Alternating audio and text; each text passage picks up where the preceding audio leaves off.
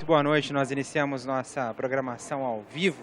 Hoje é dia 27 de novembro de 2018, o Jornal da Câmara está no ar, daqui a pouquinho você acompanha ao vivo a sessão ordinária, você pode acompanhar também pelo nosso canal do YouTube, TV Câmara Ribeirão, ou também pelo nosso Facebook da TV Câmara Ribeirão Preto. Vamos acompanhar agora um resumo da última sessão ordinária aqui da casa, que aconteceu na última quinta-feira. Vamos ver. Na sessão da última quinta-feira, 22 de novembro, vereadores acolheram o veto parcial ao projeto de lei do prefeito municipal que altera a redação e acrescenta dispositivos nas leis que tratam sobre a implantação do Cidade Limpa. A pedido do autor, foi acolhido o veto total ao projeto de lei do vereador Jean Coraúci, autorizando o Poder Executivo a criar o endereço social no município de Ribeirão Preto e dar outras providências. Na sequência, vereadores de Ribeirão Preto rejeitaram o veto total ao projeto de autoria do vereador Adalto Marmita, que dispõe sobre o desconto de, no mínimo, 50% no pagamento de taxa de inscrição para pessoas idosas em toda e qualquer competição esportiva no município de Ribeirão Preto. Em seguida, a pedido do autor, foram acolhidos 2 vetos a projetos do vereador Marinho Sampaio.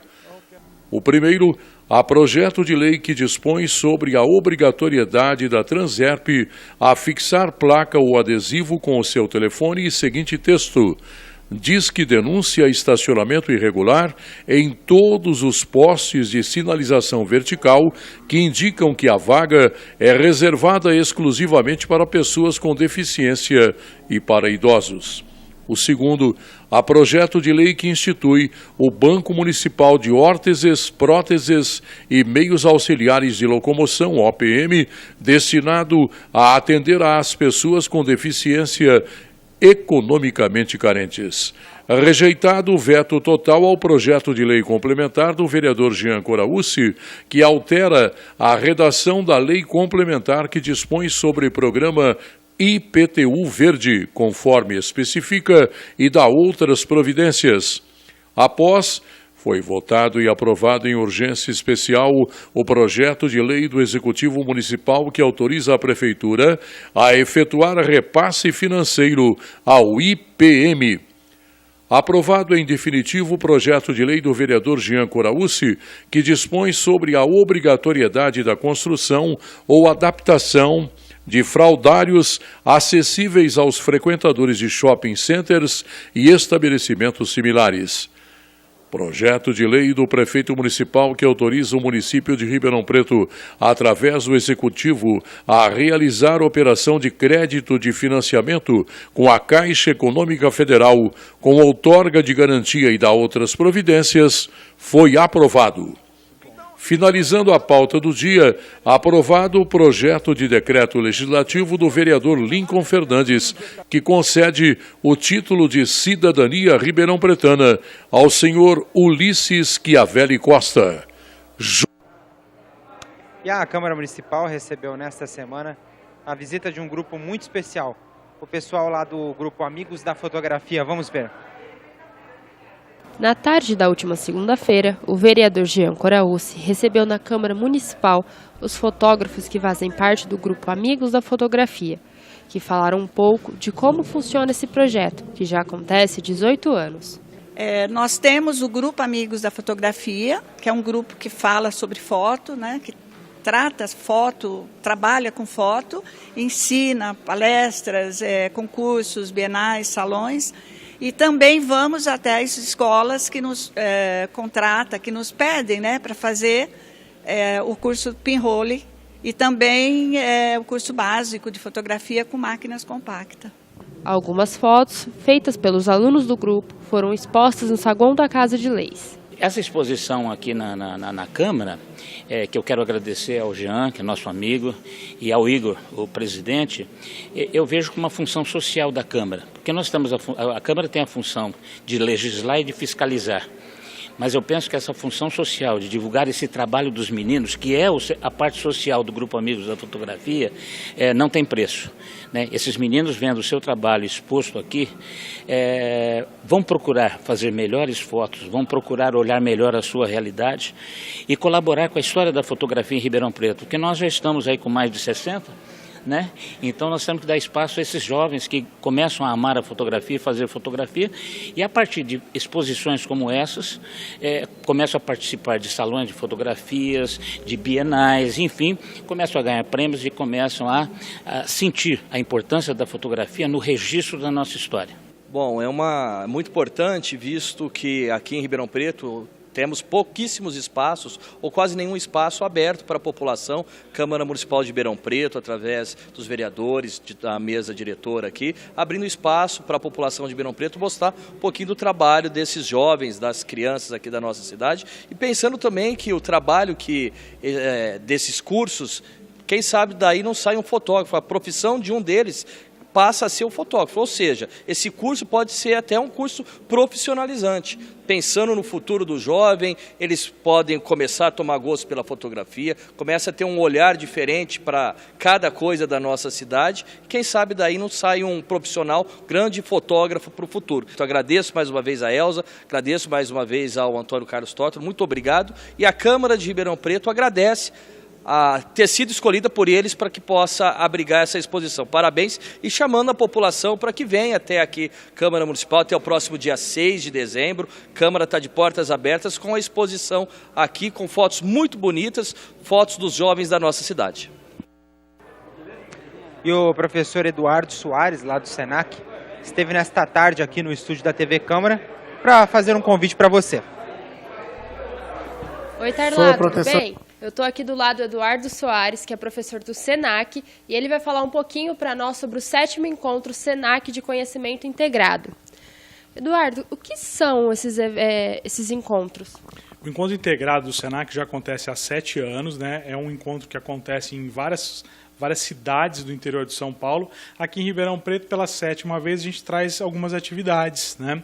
Na quarta-feira, dia 28, a gente traz um bate-papo sobre os futuros alternativos na educação e no trabalho, até por entender assim, o quanto que o futuro da educação é importante hoje, é importante de se discutir isso, né? Nós temos vários futuros que são traçados aí por empresas, né? E a gente acaba caindo nessas ciladas, vamos dizer assim. E a ideia é a gente discutir isso, como que o ambiente de trabalho diferenciado, como um futuro que a gente poder desenhar e seja interessante, né? A ideia é abrir o encontro no dia 28, na quarta-feira, com essa ideia aí. São várias palestras e exposições. Tem alguma em especial que você gostaria de destacar?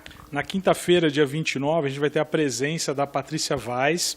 A Patrícia, ela é madrinha do Branded Content pelo mundo, ela é jurada em Cannes, então ela está muito imersa nessa área, ela é, na verdade, um ícone assim, da área de Branded Content. Ela vai estar palestrando na quinta-feira, a gente está fazendo um encontro esse ano num ambiente diferenciado, a gente não faz no Senac, a gente está fazendo numa cervejaria aqui de Ribeirão Preto, a Lund, então um espaço diferenciado que gera um network entre os participantes e tudo mais. Então a palestra da Patrícia Weiss falando sobre Branded Content, que é conteúdo que se desenvolve para as marcas, aí é uma palestra muito bacana, é um dos eventos carro-chefes aí do encontro neste ano.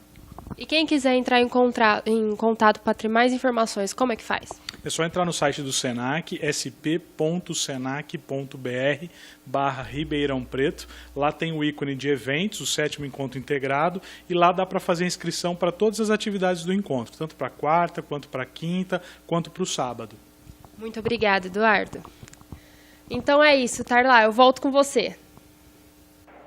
Ok, fica aí o convite para você.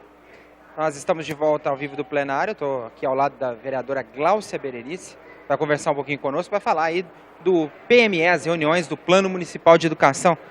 Não é, minha vereadora, a senhora tem participado aí, o que a senhora tem encontrado nessas reuniões? Boa noite. Boa noite. Olha, eu quero aproveitar para fazer um convite à população. Nós estamos discutindo o Plano Municipal de Educação.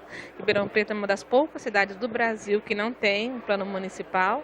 Hoje aconteceu a segunda audiência pública e nós teremos no próximo sábado, dia 1º, na Escola Alfeu Gasparini, a partir das 9 horas da manhã, mais uma audiência pública, onde a população pode participar. Pais de alunos, alunos, professores, a sociedade em geral. Pode participar e deve participar, levando as suas sugestões, o que deve conter, o que pensa a respeito da educação, como pode melhorar, o que deve conter nesse Plano Municipal de Educação para melhorar a situação da educação na cidade de Ribeirão Preto, desde a educação infantil até o ensino superior. Então é importante a participação de toda a comunidade. Também na próxima terça-feira, daqui uma semana, nós vamos ter a reunião também na parte da manhã no Teatro Auxiliadora. E é importante, lá, que a população participe. Às vezes a prefeitura divulga pelos meios oficiais, pelo site, diário oficial, e essa informação não chega até as pessoas. Então eu torno a reforçar. Sábado, a partir das 9 horas da manhã, na Escola Alfeu Gasparini, venha participar, os estudantes, os pais, os alunos estejam conosco para fazer essa discussão. É importante porque é um plano que vai reger a educação por muitos anos na cidade de Ribeirão Preto. Importante de ressaltar, porque muita gente acha que a educação é só um papel lá da prefeitura, mas aqui na Câmara tem uma comissão permanente que trata disso também, não é, vereador? Sim, eu sou presidente da Comissão de Educação aqui da Câmara. Eu tenho acompanhado a questão das creches, a falta de vaga em creche, as dificuldades, como o fechamento da escola, a transferência do atendimento e a interdição da escola Domingos Angerame, quando também foi no Ribeirão Verde, quando foi suspenso o transporte das crianças, também nós estivemos atuando. Então, tudo isso são questões que nós precisamos de discutir, o financiamento, a gestão dessas escolas. É importante que a população participe, porque nós queremos melhorar a qualidade da educação. Mas a população, os pais, os alunos que estão no dia a dia da escola, têm essa oportunidade, porque depois o plano vem para cá, vai ser votado e as alterações não serão possíveis. O momento de interferir no projeto é agora. Quem quiser mais informações, quiser entrar em contato com o gabinete da vereadora Gláucia Berenice, como é que faz? Olha, pode nos procurar pelo Facebook, pelo site da Câmara, e o telefone do meu gabinete é 3607-4029. Nós temos muito interesse em ouvir a opinião da população, poder contribuir e ajudar com a cidade. Muito obrigado, Gláucia. Boa noite e boa sessão. Obrigada. E a Escola do Parlamento realizou mais um evento aqui na Câmara Municipal. Vamos ver como foi. Na última sexta-feira, aconteceu mais um evento de iniciativa da Escola do Parlamento, onde participou o vereador Luciano Mega.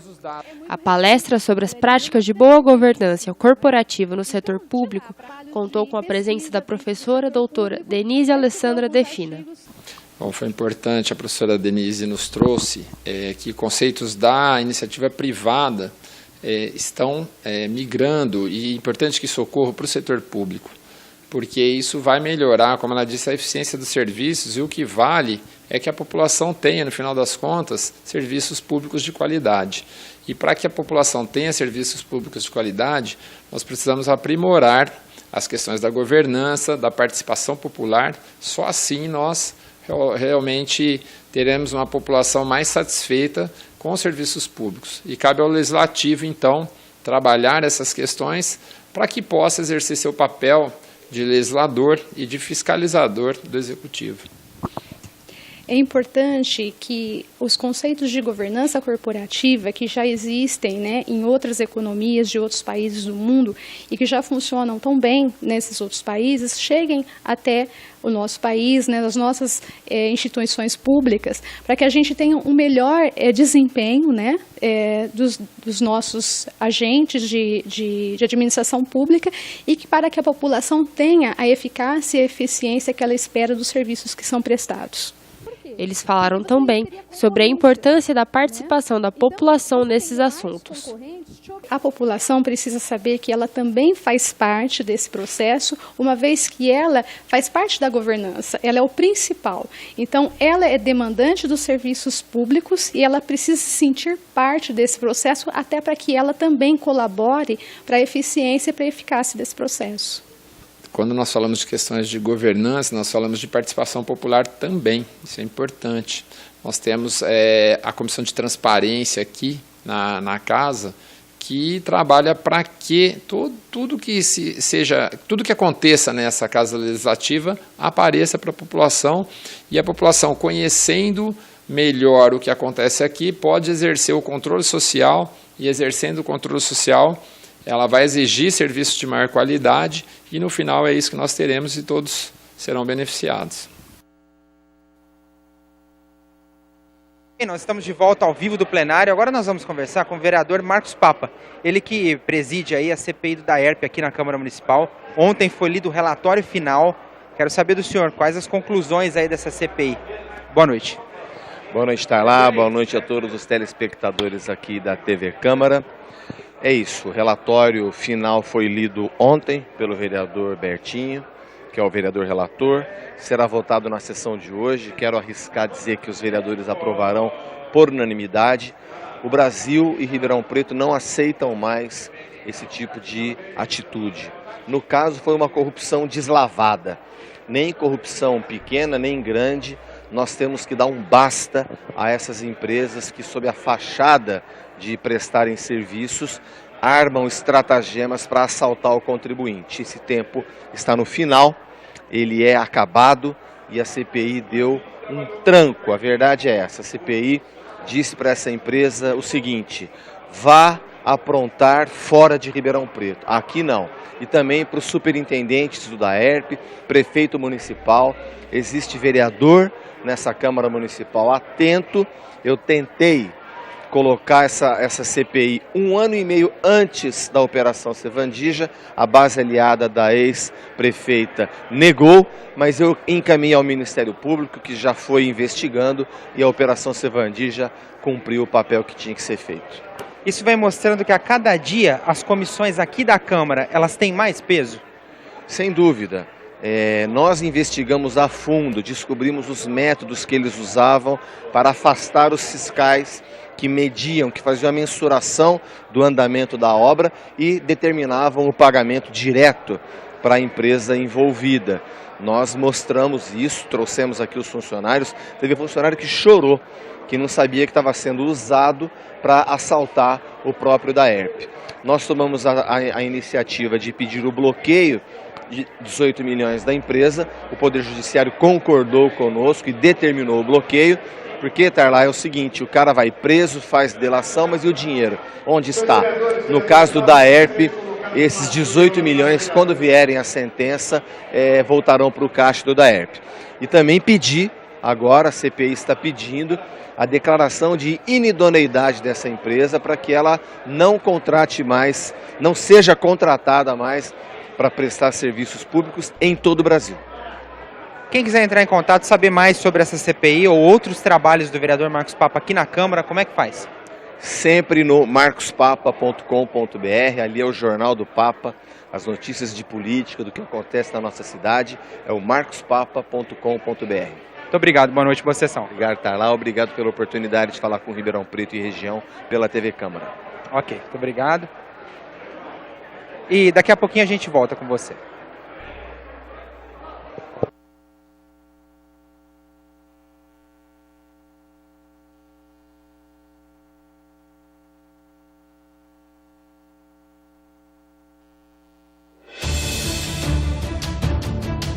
Pela rua Major Rubens Vaz, no Campos Elíseos. Nós estamos aqui na base da Polícia Rodoviária em Ribeirão Preto. Rua Ambrósio Chaguri.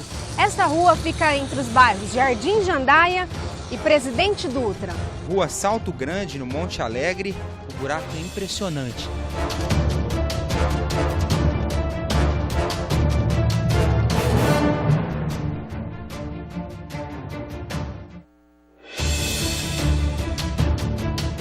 Ultimamente nós temos visto aí, a Polícia Federal chega às 6 horas da manhã na casa da pessoa, quando não antes. E hoje o nosso assunto é muito importante e diz respeito a toda a comunidade de Ribeirão Preto. O senhor acha correto isso?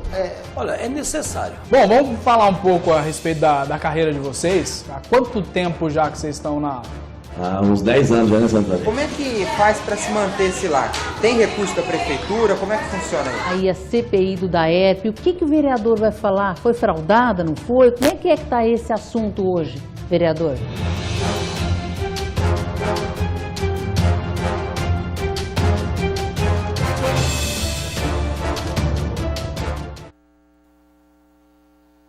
Bem, nós voltamos ao vivo para falar com você. Agora ao meu lado está o vereador Alessandro Maraca.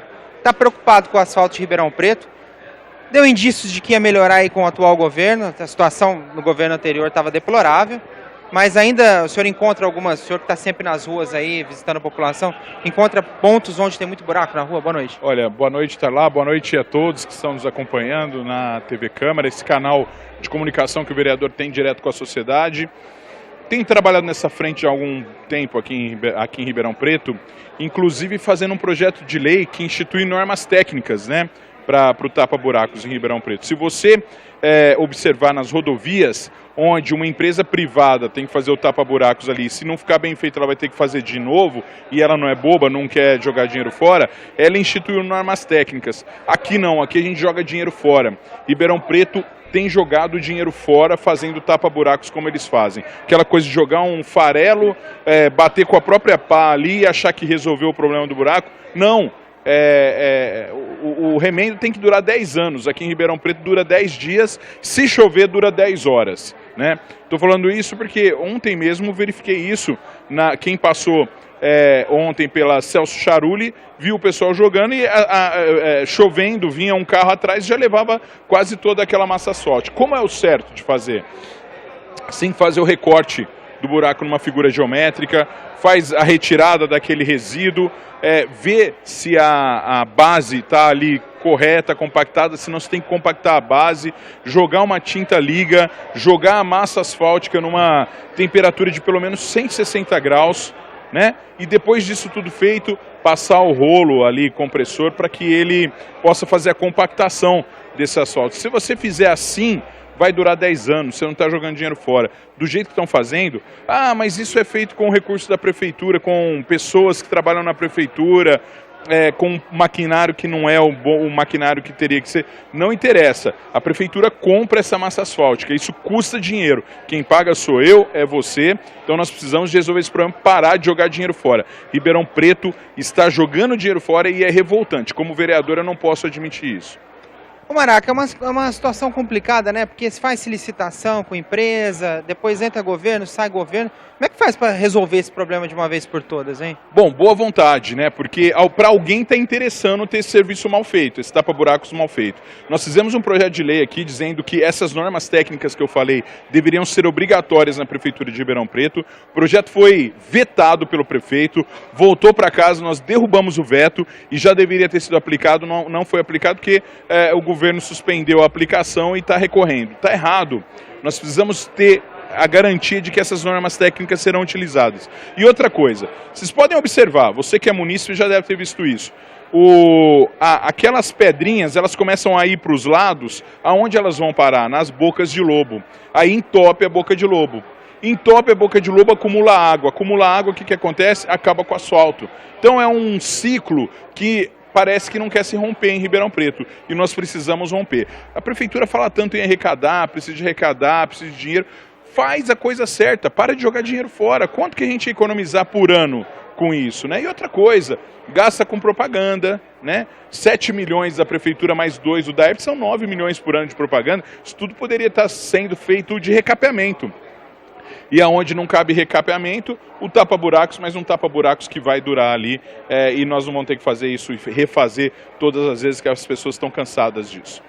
Ô Maraca, quem quiser entrar em contato no seu gabinete, como é que faz? Prazer receber todos os munícipes, essa é a nossa função aqui, eu gosto muito de ouvir as pessoas. Hoje mesmo recebi um grupo de professores que está tentando prestar um concurso aqui em Ribeirão Preto, não consegue fazer inscrição. Pasme, é humilhante a pessoa ter uma deficiência, a pessoa tem uma deficiência e a prefeitura não aceita a inscrição dela como pessoa deficiente. Isso é humilhante para a pessoa. A prefeitura tem que ver isso, principalmente na hora da pessoa entrar, ver se está tudo certo, pedir os laudos. Essas pessoas apresentaram laudos de órgãos públicos, né, do HC, do NADEF, entre outros órgãos públicos, e não conseguem. Então, por exemplo, como esses professores vieram falar com a gente, daí já nasce a ideia de um projeto de lei. Eu convido você, munícipe, a conhecer a Câmara Municipal, a falar com os vereadores aqui, fazer como as pessoas que estão aqui essa noite, acompanhar nossas sessões na Câmara Municipal, sempre de terça e quinta-feira, a partir das 6 horas da tarde, as ordinárias e outras extraordinárias que nós realizamos, ou então indo no gabinete. Meu gabinete é o gabinete 8, telefone 3607-4034, sempre à disposição de todos. Ok, muito obrigado, boa sessão, Mara. Obrigado, Tarlá, muito obrigado a você e a toda a equipe da TV Câmara e imprensa da Câmara Municipal de Ribeirão Preto. Muito obrigado. Ok. E é com o vereador Maraca que eu me despeço. Daqui a pouquinho tem sessão ordinária, não saia daí. Uma boa noite para você.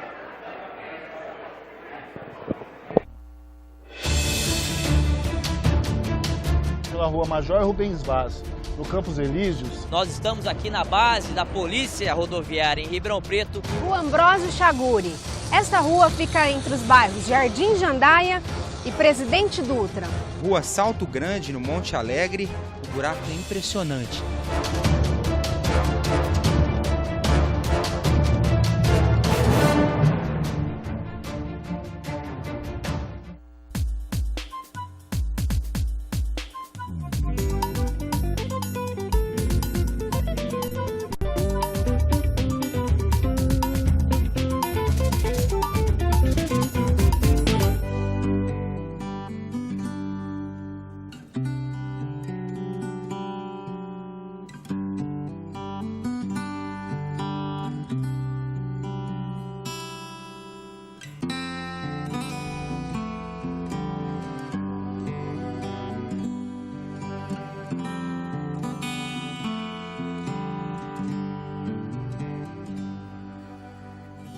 Isso aqui vai muito também da ideia da pessoa, né?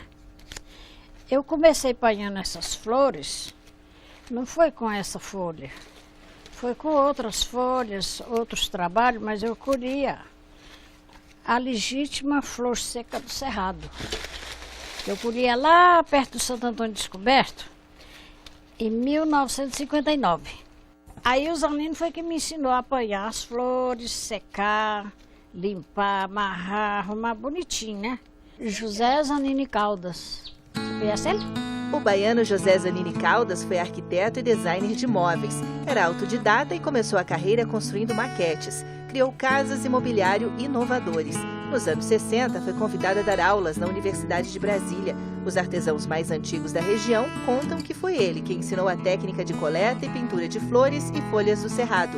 Zanini morreu em 2001, aos 82 anos. Bom, a inventação que eu falo aqui é do Zanini, né? Mas depois que ele trouxe para cá, eu que comecei. Depois que eu comecei, aí eu fui ensinando os meninos e eles começaram a lira mesmo, dar curso aí de fazer essas coisas. Eu aprendi a trabalhar com o cerrado com a minha mãe. Todas essas plantinhas que depois o fogo vai passar, vai incinerar, a gente aproveitamos nos nossos arranjos ornamentais. Isso aqui é a nossa vida, né? É o sustento. Então quando você vê desmatando, acabando com o cerrado, é a mesma coisa que está cortando um pedaço de você.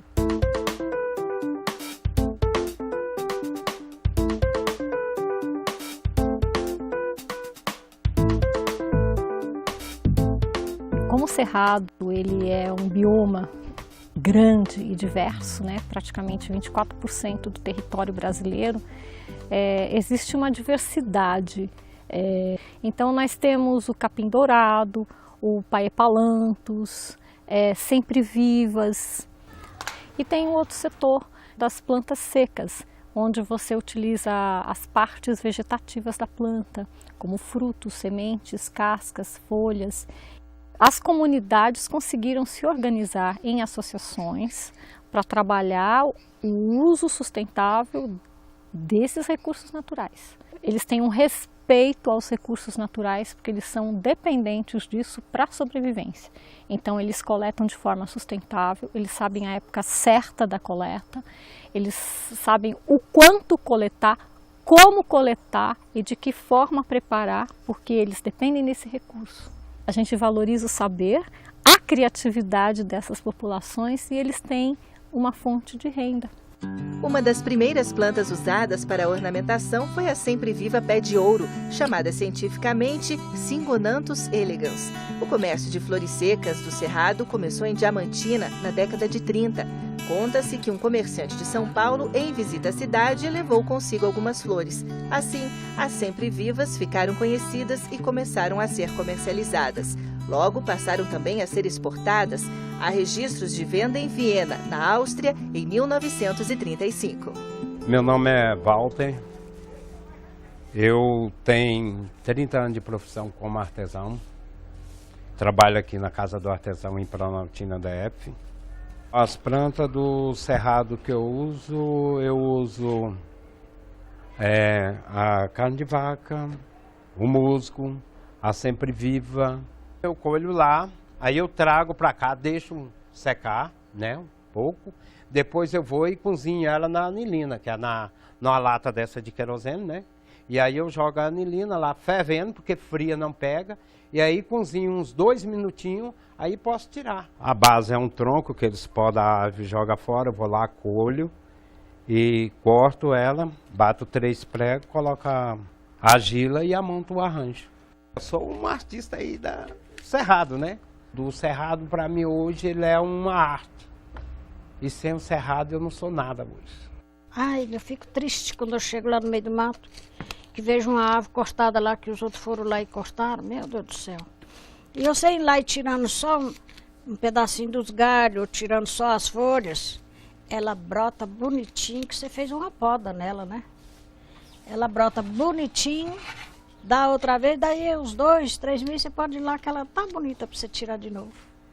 Aí a gente chega lá, ela tá lá bonitinha, banana as folhinhas bonitinhas. Ai meu Deus, mas eu gosto. Pois se eu vivo das folhas, vivo do Cerrado, por que eu vou falar que não é?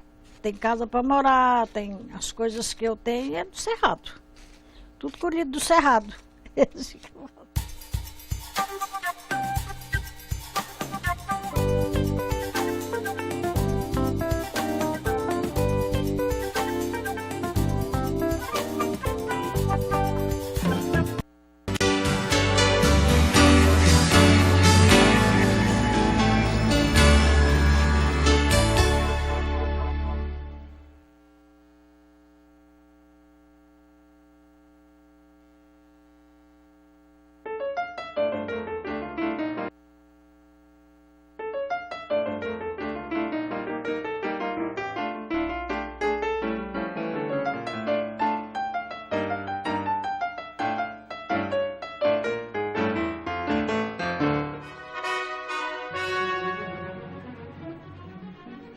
Pode um padre se aventurar pelo mundo da política?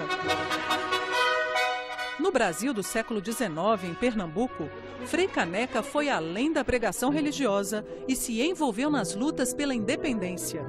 Ele esteve à frente da Revolução Pernambucana e da Confederação do Equador. Frei Caneca nasceu num bairro portuário de Recife, era de uma família humilde. Seu pai era português, a mãe já era nascida no Brasil. E o pai de Joaquim Rabelo era tanoeiro. Daí vem o nome, o apelido, né, que ele ficou de Frei Caneca. Caneca vem daí. Ele conseguiu fazer seus estudos e sua formação religiosa no convento do Carmo. Era um convento muito rico em Pernambuco, e que acolhia os filhos das elites, né, pernambucanas, mas também aceitava alguns alunos de origem mais modesta. Educado na tradição cristã, aos 22 anos o rapaz ordenou-se frade e adotou o nome pelo qual é conhecido até hoje, Joaquim do Amor Divino Caneca. Nessa época foi criado o Seminário de Olinda e ele conseguiu se matricular. Foi um seminário, o diretor, que era o bispo Azeredo Coutinho, pretendia, nesse seminário, difundir as ideias ilustradas na colônia. A mudança da corte portuguesa para o Brasil alterou profundamente as relações entre o Rio de Janeiro e as demais províncias, sobretudo do Norte e do Nordeste. Em Pernambuco, a crença de que as relações estavam desequilibradas foi motivo para uma conspiração em 1817. Os pernambucanos reclamavam da cobrança abusiva de impostos para sustentar a corte no Rio de Janeiro. Entre os descontentes, os militares eram os mais revoltados. Para sufocar a crescente insatisfação, o governador da província decretou a prisão dos conspiradores. Esse foi o estopim para a Revolução Pernambucana. Domingos José Martins, Gervásio Pires e outros intelectuais formaram um grupo para depor o governador português. Frei Caneca foi um dos responsáveis pela organização do governo provisório da recém-decretada República Pernambucana. A Revolução pregava a liberdade de imprensa e a tolerância religiosa. Os conspiradores tentaram apoio de Washington e Londres, e também das províncias vizinhas, onde conseguiram somente adesão parcial, pois grupos de fazendeiros temiam que a escravatura fosse abolida. Dividido, o movimento não teve como resistir. As tropas luso-brasileiras cercaram a província e dominaram os revolucionários. Ao todo, a República Pernambucana durou 75 dias. 3 pessoas foram executadas. Caneca foi condenado a 4 anos de prisão na Bahia. Em 1822, veio a independência do Brasil. Defensor da instalação de uma república constitucional, Caneca acreditou que Dom Pedro seria um representante dos pensamentos liberais. Mas quando o imperador convocou o exército, fechou a Assembleia Constituinte e outorgou sua própria Constituição, o Frei se rebelou. Para ele, a soberania do povo viria em primeiro lugar. As câmaras municipais de Olinda e do Recife rejeitaram a Constituição do imperador em junho de 1824. Em contrapartida, Dom Pedro nomeou um novo presidente para a província, desconsiderando a escolha feita pelas instâncias locais. O impasse abriu caminho para uma nova revolta em Pernambuco. Frei Caneca defendia que as províncias fossem autônomas e legitimamente representadas no governo central. Sua postura esteve traduzida nos textos publicados pelo Tifes Pernambucano, jornal fundado por ele. Assim como Cipriano Barata, Caneca usava a palavra para expressar a resistência das províncias frente à postura despótica de Dom Pedro. Em 2 de julho de 1824, foi proclamada a Confederação do Equador, reunindo desde a Bahia até o Grão-Pará. A conspiração previa um projeto republicano radical e era apoiada pelas classes populares urbanas, negociantes e alguns fazendeiros. O projeto constitucional da nova república priorizava o poder legislativo e suspendia o tráfico negreiro no Porto do Recife. Por restringir a escravidão, o movimento não conseguiu criar um consenso, pois atingia em cheio os interesses rurais, como já ocorrera em 1817. As divergências acabaram por enfraquecer a confederação. Dom Pedro determinou o bloqueio do Recife por uma esquadra, ao mesmo tempo em que tropas invadiram a província por terra. Ao lado de outros revolucionários, Caneca organizou a divisão constitucional da Confederação do Equador, reunindo 3.000 homens, mulheres e crianças. O grupo empreendeu marcha em direção ao Ceará, mas recuou antes de atingir o destino. Derrotado, o movimento conspiratório se dissipou. Frei Caneca fugiu para o Ceará, onde foi preso. De lá, foi conduzido para o Recife e condenado à forca. A execução foi conturbada, pois o carrasco se recusou a enforcar um frade.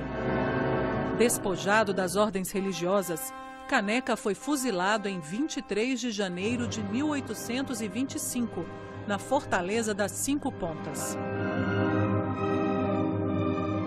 Sei que traçar no papel é mais fácil que na vida. Sei que o mundo jamais é a página pura e passiva.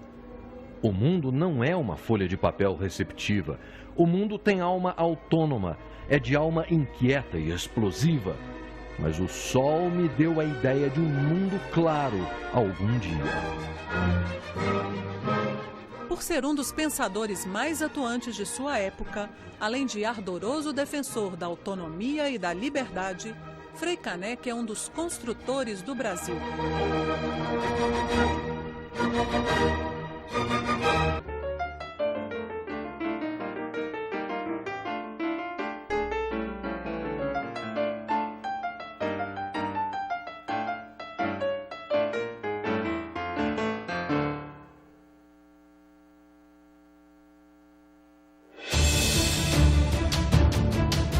Ultimamente nós temos visto aí, a Polícia Federal chega às 6 horas da manhã na casa da pessoa, quando não antes. E hoje o nosso assunto é muito importante e diz respeito a toda a comunidade de Ribeirão Preto. Você acha correto isso? Olha, é necessário. Bom, vamos falar um pouco a respeito da carreira de vocês. Há quanto tempo já que vocês estão na... Há uns 10 anos já, né, Santana? Como é que faz para se manter esse lar? Tem recurso da prefeitura? Como é que funciona aí? Aí a CPI do DAERP, o que o vereador vai falar? Foi fraudada, não foi? Como é que está esse assunto hoje, vereador?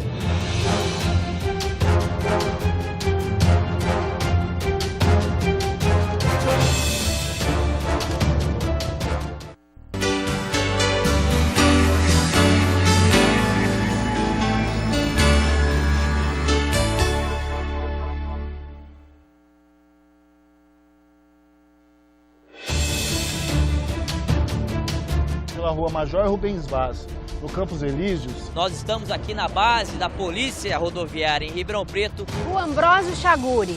Esta rua fica entre os bairros Jardim Jandaia e Presidente Dutra. Rua Salto Grande, no Monte Alegre, o buraco é impressionante.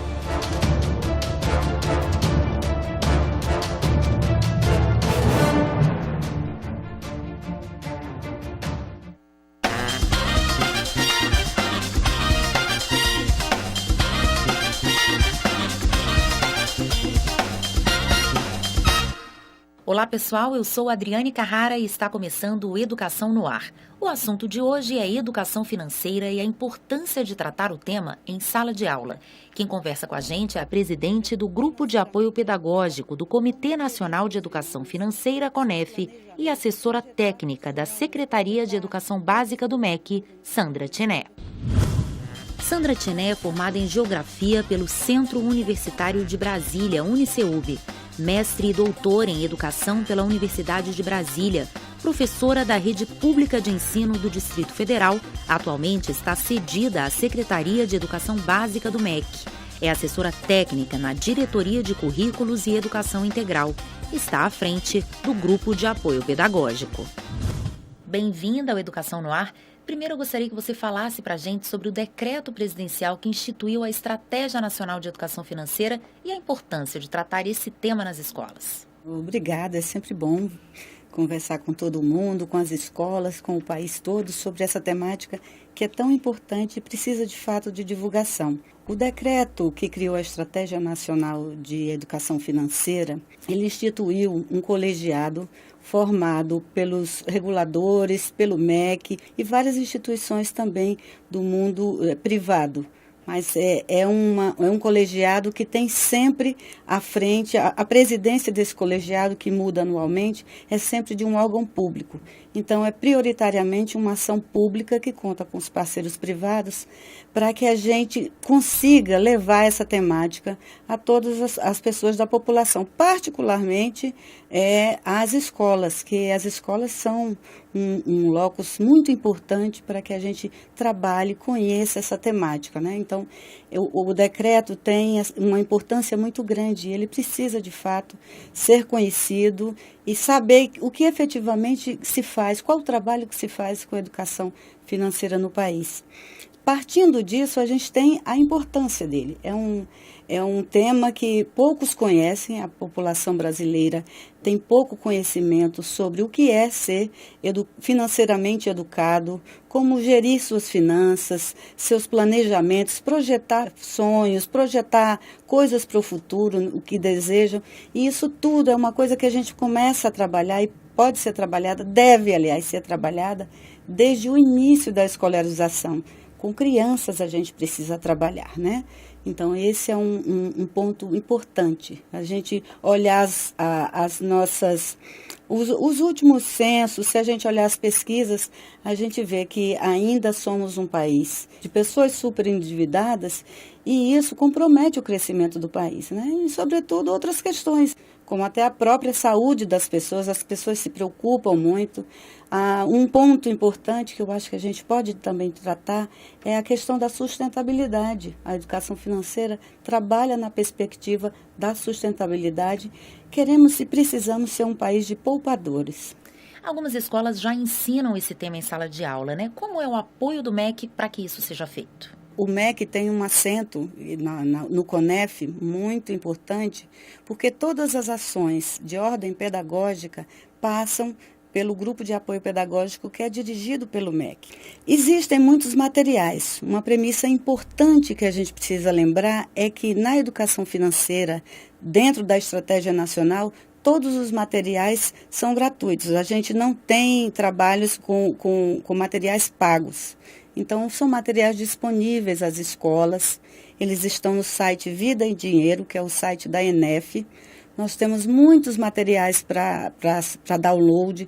Tivemos aí uma grande distribuição de materiais impressos, livros impressos para o ensino médio, mas nós temos hoje materiais do ensino fundamental, de todo o ensino fundamental e ensino médio. Por ser um tema transversal e integrador, e a gente não tratar dentro de uma disciplina, ele é uma área que integra os vários componentes curriculares. Por quê? Porque nós estamos falando de conhecer o contexto socioeconômico, nós estamos falando das pessoas aprenderem a poupar, a planejar, né? E isso tudo a gente começa desde pequeno, né? Quando a gente fala em poupança, a gente está falando em se planejar, em projetar sonhos, mudar o comportamento sobre o consumo. E isso a escola é determinante. Nós temos materiais, o MEC distribuiu e fez uma pesquisa com o Banco Mundial no ensino médio, grande, de larga escala. Nós distribuímos mais de 3 mil livros no país para que esse projeto fosse à frente, para que a escola começasse a entender e colocasse isso no seu currículo. Então, hoje nós temos materiais disponíveis, aulas também, material de fichas de aula que estão disponíveis lá e outros materiais que podem ser inseridos tanto em toda a educação básica e na educação superior. Quando a gente ensina crianças e adolescentes, isso pode se refletir também dentro de casa? A criança se torna exemplo para os pais e eles podem se tornar mais responsáveis financeiramente? Sem dúvida. Desde pequena, quando a criança volta da escola, ela vem adquirindo hábitos, ela vem trazendo, socializando os seus conhecimentos e isso mexe nas famílias. Essa é a ideia, de que a escola seja também um caminho, um elo entre as ações que ela pratica e as ações da família. Então, uma criança que aprende a poupar, uma criança que fecha a torneira, que não gasta materiais, que tem essas preocupações com a sustentabilidade, ela leva para casa. Bem como ela aprende a planejar, ela aprende a poupar. E isso se reflete nas famílias. Então, é uma ação que parte da escola para toda a sociedade. Essa eu acho que é a grande importância do tema. A gente também pode dizer que ensinar esse tema é também uma forma de preparar essas crianças e adolescentes para o futuro? O futuro desses jovens e o futuro do nosso país, né?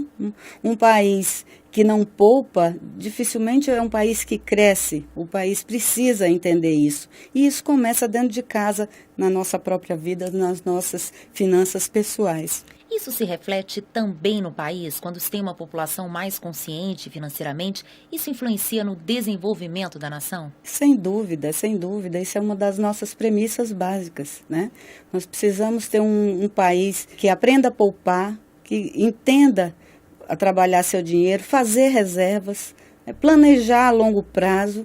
E sem isso a gente não tem um país com um bom crescimento econômico. E esse assunto desperta o interesse dos estudantes? Crianças e adolescentes, né? A abordagem que é muito interessante, é que chama a atenção deles.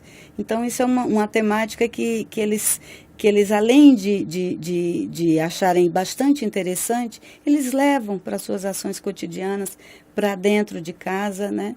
Isso é um trabalho que a gente começa como na escola, na sala de aula, e ele supera os muros da escola e vai para toda a comunidade, né?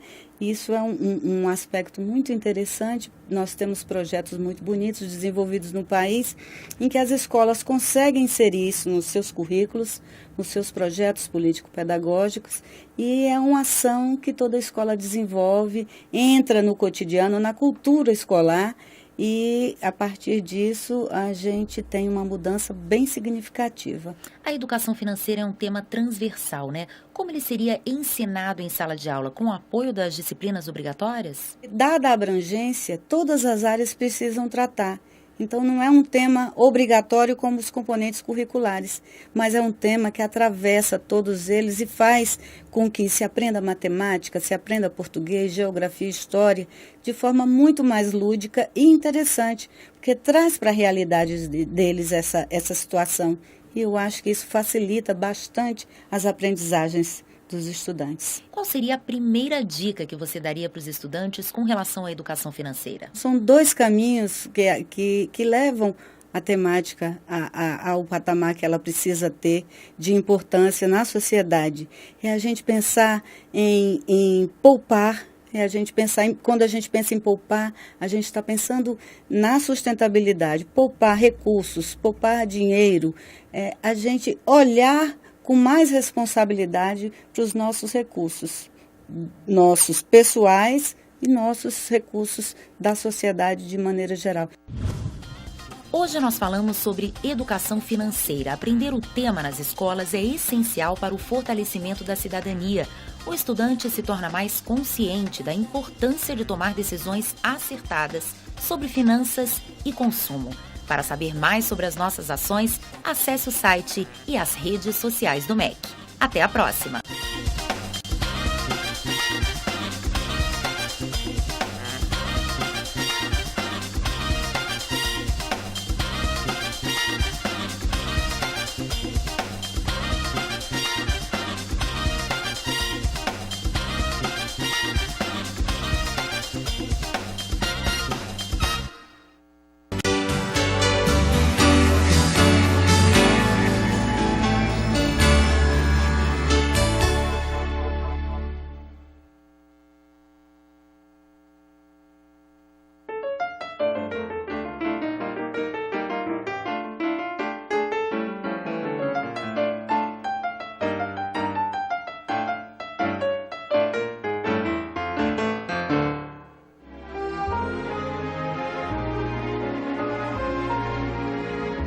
Brasília é um monumento à modernidade. Um sonho de séculos que se tornou realidade pelas mãos de um dos políticos brasileiros mais carismáticos de todos os tempos, Juscelino Kubitschek de Oliveira. No ano de 1902, nasce Juscelino, de família pobre, em Diamantina, Minas Gerais. Adolescente, estuda num seminário. Mais tarde, se emprega como telegrafista, profissão que exerce até se formar médico em Belo Horizonte, no ano de 1927. Em 1933, Getúlio Vargas nomeia Benedito Valadares para governar o estado de Minas Gerais. É ele quem inicia Juscelino na política, convidando-o para ser seu chefe de gabinete. Em abril de 1934, JK filia-se ao Partido Progressista, pensando em concorrer como deputado federal nas eleições seguintes. Assim, ele é eleito com a maior votação do estado em 1935. No dia 10 de novembro de 1937, Getúlio precipita o golpe. Ele fecha o Congresso e institui o Estado Novo. Juscelino perde o mandato na Câmara e reassume suas atividades de médico em Belo Horizonte. Em fevereiro de 1940, Benedito Valadares convida JK a assumir a prefeitura da capital mineira. Famoso por seu bom humor, Juscelino se populariza e empreende grandes obras de infraestrutura na cidade de Belo Horizonte. Amplia redes de água e esgoto, abre avenidas e constrói o conjunto arquitetônico da Pampulha, projeto de Oscar Niemeyer. Getúlio Vargas é deposto em 29 de outubro de 1945 e Juscelino é afastado da prefeitura. Nas eleições de dezembro, Eurico Gaspar Dutra é eleito presidente da República. Juscelino Kubitschek elege-se deputado federal e participa da elaboração da Constituição de 1946. Em 1950, Getúlio Vargas torna-se presidente da República mais uma vez. Juscelino disputa e vence a eleição ao governo de Minas Gerais. Ele tem como base de sua administração o binômio energia e transporte. Em agosto de 1954, Getúlio Vargas se suicida. O vice Café Filho assume a presidência da República. Em fevereiro do ano seguinte, é JK quem lança candidatura à presidência. O momento político é delicado. Há um movimento contra as eleições e a favor de uma intervenção militar. As eleições de 3 de outubro de 1955 ocorrem num clima de tensão com o exército nas ruas. Logo após o resultado, líderes da UDN, União Democrática Nacional, contestam a legitimidade da vitória de JK e Jango. O ministro da Guerra, general Henrique Teixeira Lott, toma a frente de um movimento pela legalidade para garantir a posse dos eleitos. Ao assumir, Juscelino pede ao Congresso o fim do estado de sítio e da censura à imprensa. Mesmo com uma difícil situação econômica herdada dos governos anteriores, dá partida ao plano de metas. O lema 50 anos de progresso em 5 de governo encabeçava as 30 metas divididas em 6 grandes áreas: energia, transportes, alimentação, indústrias de base, educação e a construção de Brasília. Juscelino prometeu, para se eleger, um país crescendo, um país se desenvolvendo. Ora, para isso ele precisava de capital para investir. Os limitantes da poupança nacional, do capital privado nacional naquele momento, fizeram com que ele procurasse o capital estrangeiro. Ele coloca na mão do capital estrangeiro o setor dinâmico, um dos setores dinâmicos do seu crescimento, o setor automobilístico. Entretanto, criou espaço para o capital nacional.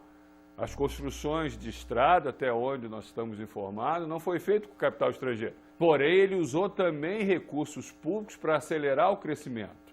E isso causou um problema inflacionário. Nada comparado com o que aconteceu anos depois. Nós estamos falando de uma inflação no período juscelino que vai chegar entre 20% e 30% ao ano. O que ele prometeu, estabeleceu em metas, em geral ele cumpriu.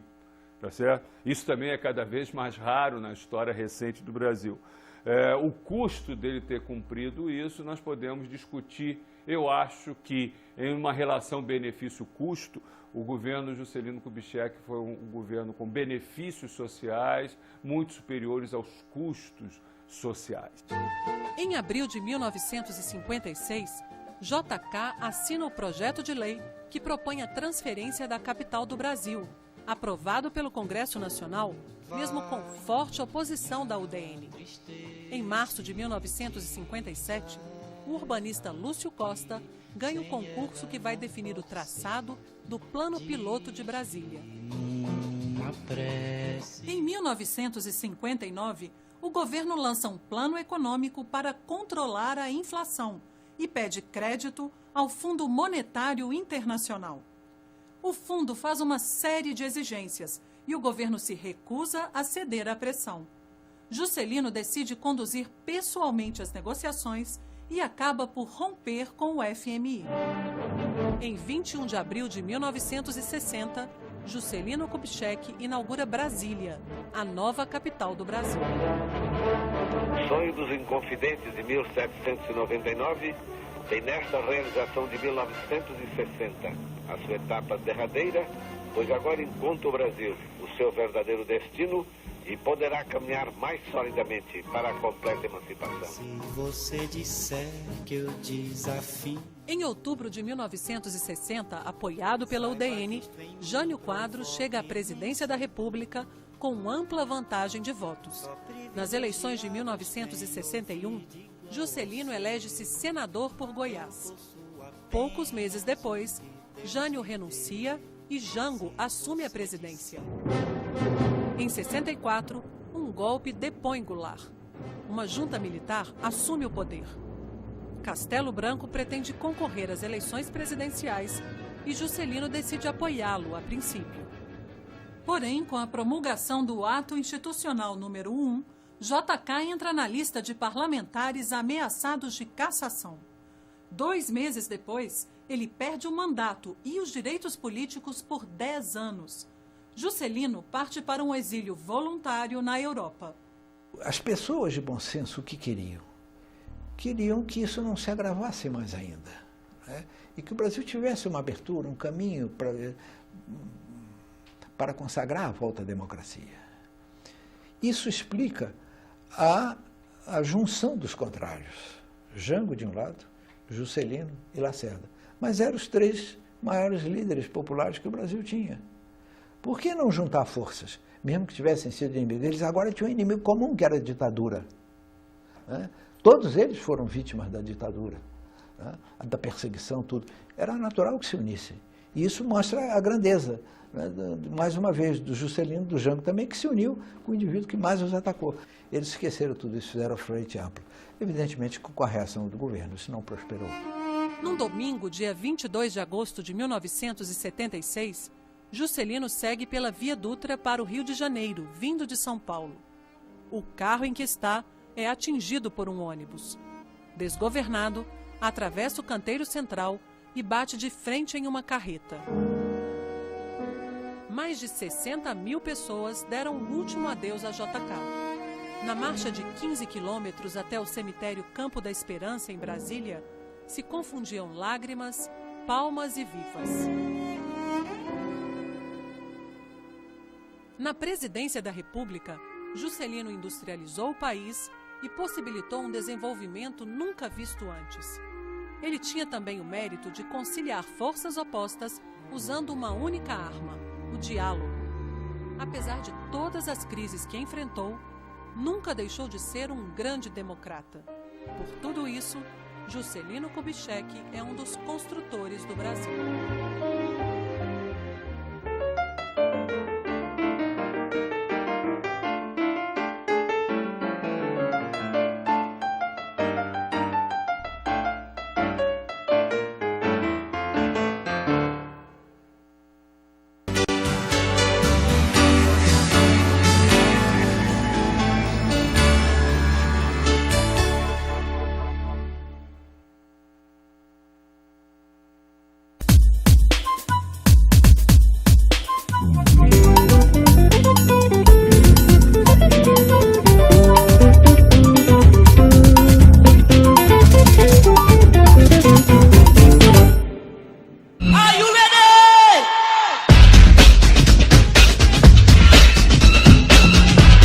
O grafite surgiu nos Estados Unidos no fim dos anos 70. Jovens do Bronx, bairro de Nova York, desenvolveram uma técnica de pintura com tinta spray, também chamada de can art, ou arte da lata.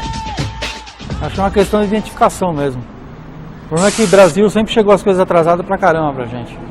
Nos anos 80 era muito difícil você ver o que era. A gente sabia que existia cultura hip hop em Nova York, mas passava um cara dançando break, nova moda em Nova York. Então você via muito rápido, não tinha como gravar e assistir. Então você ficava na memória. Grafite era igual. Tinha bico de spray, não tinha um spray para fazer grafite, não tinha nada. Você tinha que improvisar com tudo, né? E aí foi criando uma linguagem própria. O Brasil foi criando uma identidade de grafite, diferente lá de fora, por essa falta de informação também. Utilizando espaços abertos em oposição às academias e criticando a crise nas escolas de arte, rapidamente se tornou uma linguagem de protesto. O grafite, juntamente com o rap e o breakdance, formaram em Nova York o movimento hip hop. Mas antes disso já existia uma escola de grafite em São Paulo. Alex Valauri, Tupinambá, Rui Amaral, John Howard. Então esses caras já estavam atuando na cidade. A gente começou a curtir o movimento hip hop em 84, 85. Foi aí que a gente conheceu o outro estilo de grafite, mais americanizado, europeu.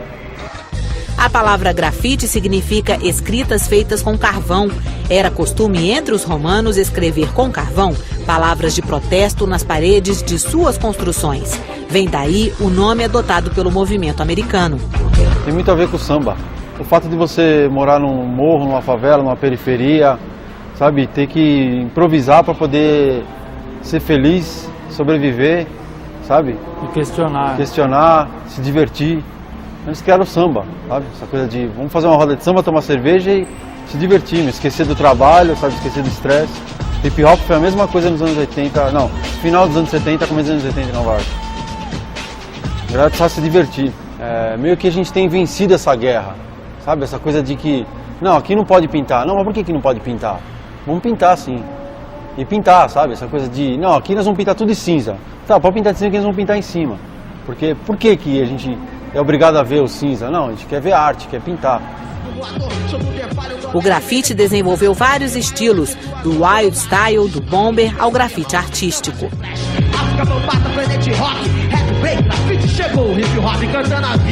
Então acho que no Brasil, comparado ao resto do mundo, assim, a força do grafite é muito grande, assim. Tem muita gente se expressando na rua, sabe? Muita gente, assim. Acho que por ter essa linguagem direta com o povo, que nem o grafite, você vai pintar onde você quiser e as pessoas vão ver muito rápido, assim. No século XX, o muralismo reaparece também como forma de protesto, principalmente no México, levando a arte para a rua, para o povo. Eu acho que hoje em dia os grandes murais são esses. São artistas que vieram do grafite ou que fazem grafite. O grafite é a essência, não é só o suporte. Ele nunca vai estar dentro de uma galeria, a não ser que você chegue na frente da galeria escondido e pinta a frente da galeria. Isso aí sim. Não é, mas essa essência que tem na rua, sabe? O fato de você estar pintando e você tomar um enquadro da polícia te levar para a delegacia. O risco, o anonimato, tudo faz parte do grafite. Isso tudo faz o grafite ser o que é o grafite, sabe? Agora, tá aí, a cidade está aí para ser usada. Peço para que o vereador o Toniel Lima faça a sua homenagem.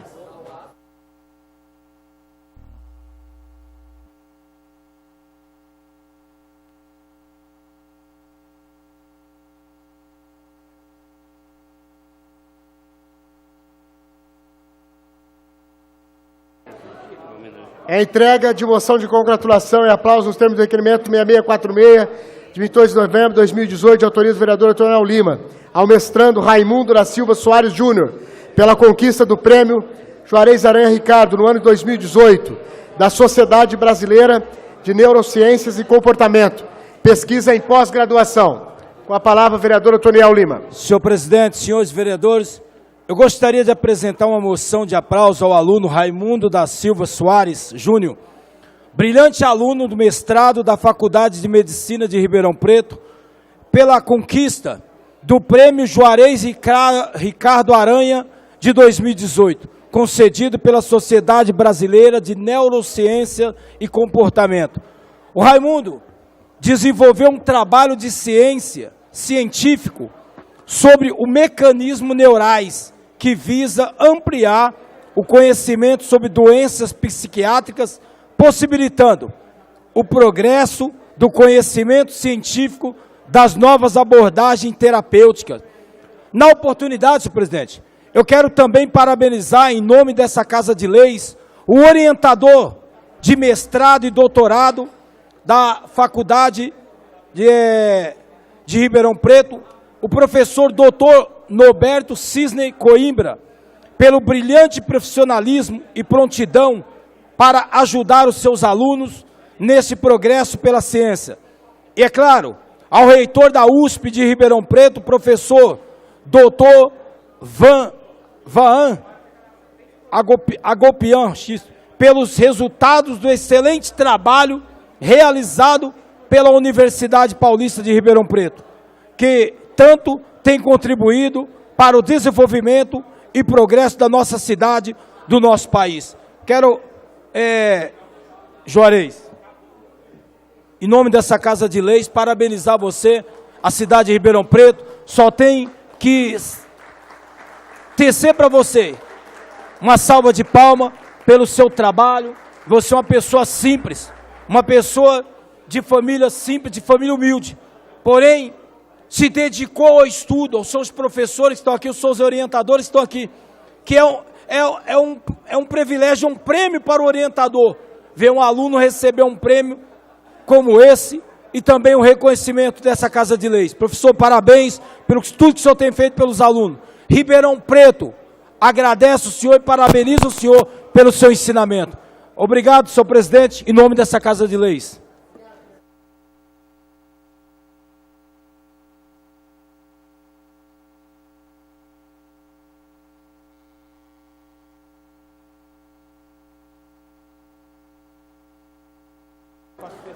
Com a sessão suspensa, com o uso de tribuna livre, vereador Dr. Luciano Mega, orador da RIB-DAO, Associação de Síndrome de Down, Luciana Estopa dos Santos. 5 minutos. Por gentileza, vereador Dr. Luciano Mega.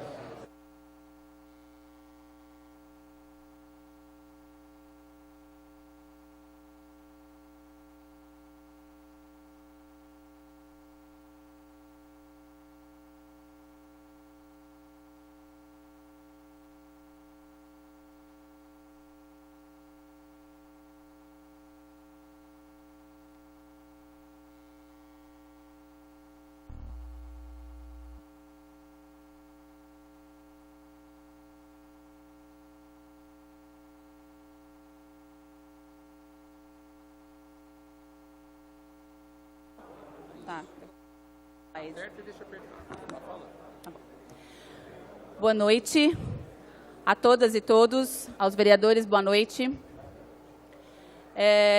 Gostaria de agradecer ao vereador Luciano por ter aberto o espaço para a fala aqui. Estou aqui representando a Associação Síndrome de Down de Ribeirão Preto, mas também os movimentos sociais de pessoas com deficiência para falar das alterações na Política Nacional de Educação Especial na perspectiva da educação inclusiva. Acho que a grande questão para a qual eu gostaria de salientar a atenção dos vereadores é com relação ao processo com a qual esta política foi e está sendo proposta. Há uma mudança bastante significativa que prevê, inclusive, mudanças que são inconstitucionais, inclusive propondo volta de espaços segregados de educação, volta de salas especiais, que são um modelo educativo já desde 2008 ultrapassados. A Constituição Federal e também a Convenção Internacional dos Direitos da Pessoa com Deficiência, que se tornou emenda constitucional, já prevê o direito à educação das pessoas com deficiência na escola regular. Então, as propostas que vêm sendo apresentadas pelo MEC num processo pouco democrático e que não contou com a participação ampla da sociedade civil, dos movimentos sociais de pessoas com deficiência, apenas com alguns grupos segregados, específicos da sociedade, propõe, então, uma mudança que é inconstitucional, que prevê a volta de salas especiais e que não leva em conta uma política que é recente, ela tem apenas 10 anos e que representou a inclusão de 43.342 estudantes na escola regular. Ou seja, é uma política que representou inúmeros avanços, que prevê uma mudança estrutural na escola. As mudanças que têm sido propostas pelo MEC, ao contrário disso, não fazem nenhuma análise ou crítica às circunstâncias ou à estrutura da escola, que é, em sua origem, segregadora e desigual. Então, gostaríamos de chamar a atenção e pedir o apoio da sociedade e desta Câmara para manifestação com relação a esse processo. Foi aberta uma consulta pública com um documento extremamente técnico. Uma consulta pública é um mecanismo democrático de participação popular e com um documento extremamente técnico é muito difícil que a sociedade se manifeste e expresse ali as suas opiniões. Então, gostaríamos de salientar que é um processo que precisa paralisar e ser retomado. Uma política pública sempre precisa avançar e pode avançar. É o caso da política de educação especial. Mas ela precisa, então, não produzir retrocessos, mas ela precisa, então, ser qualificada. É óbvio que ela precisa ser qualificada. Doutor, uma parte, por favor. Sim. Aqui, ó. Aqui embaixo. Sim. Ah, sim. Teu nome de novo? Meu nome? Luciana.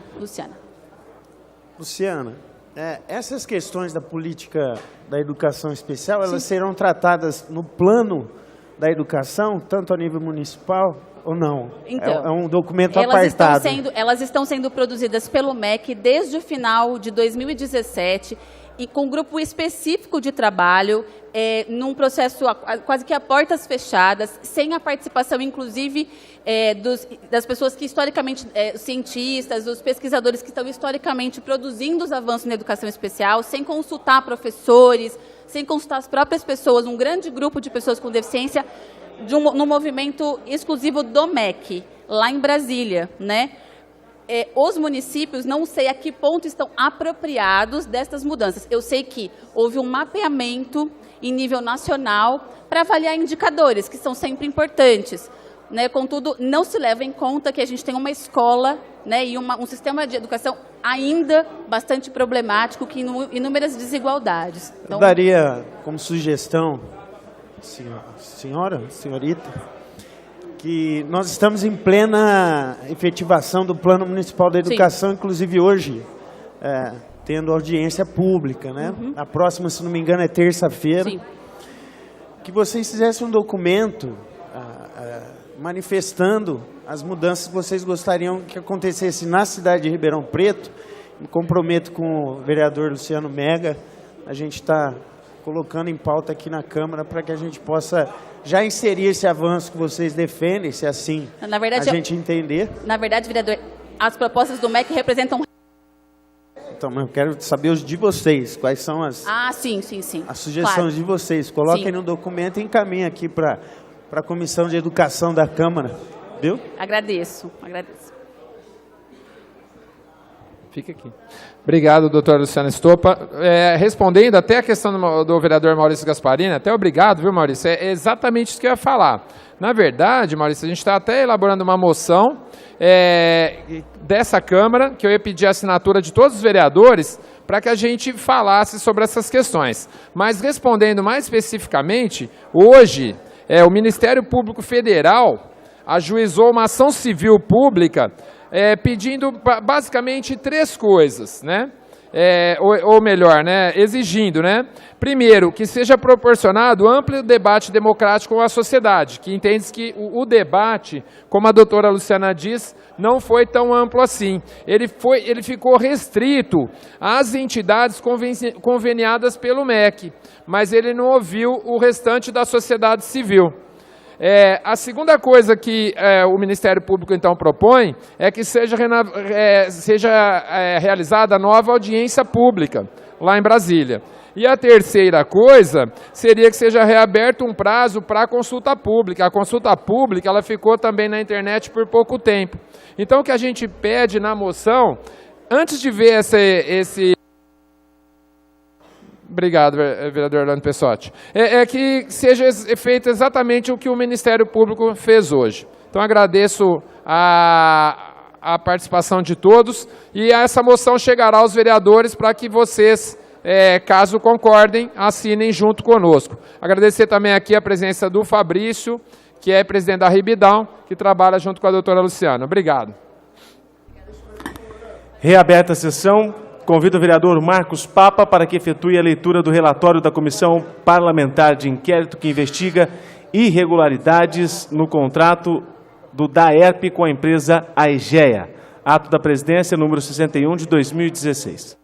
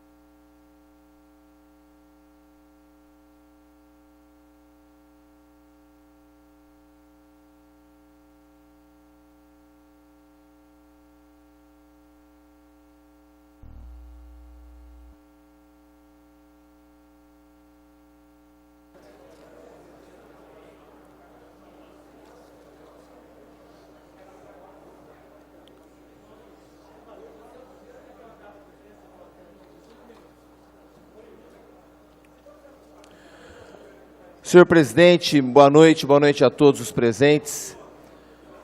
Depois de aproximadamente 2 anos, concluímos a CPI do DAERP. Quero agradecer ao vereador Bertinho, vereador relator, por esse relatório que vamos ler parcialmente aqui, pelo tempo que temos de 5 minutos. Agradecer ao vereador Eliseu Rocha pela colaboração, ao vereador Marinho Sampaio e ao vereador Orlando Pessotti, que preside a nossa sessão legislativa nesse momento. Dizer que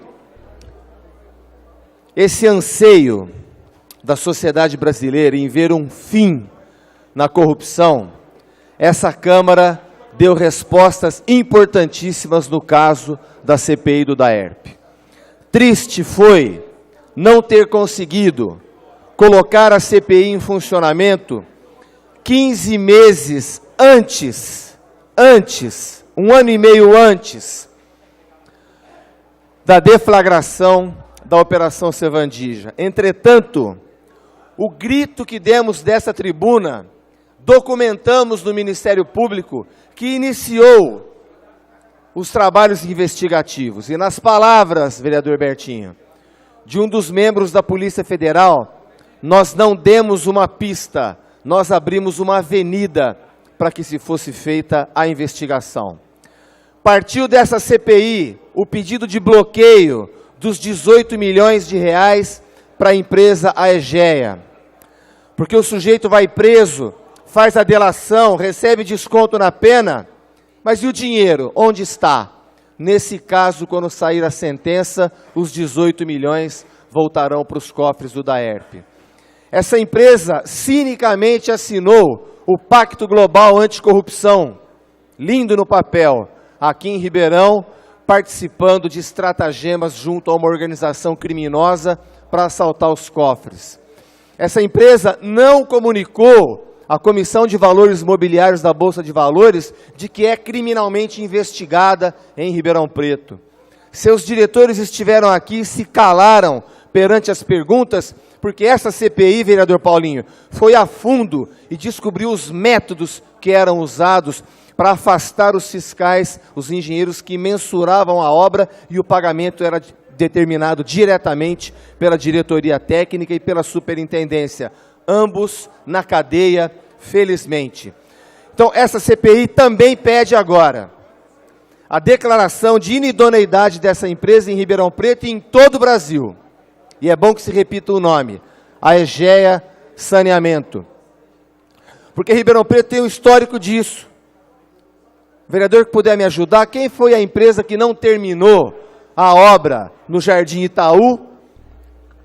Eu pedi para ser declarada inidônea, Prime. É isso.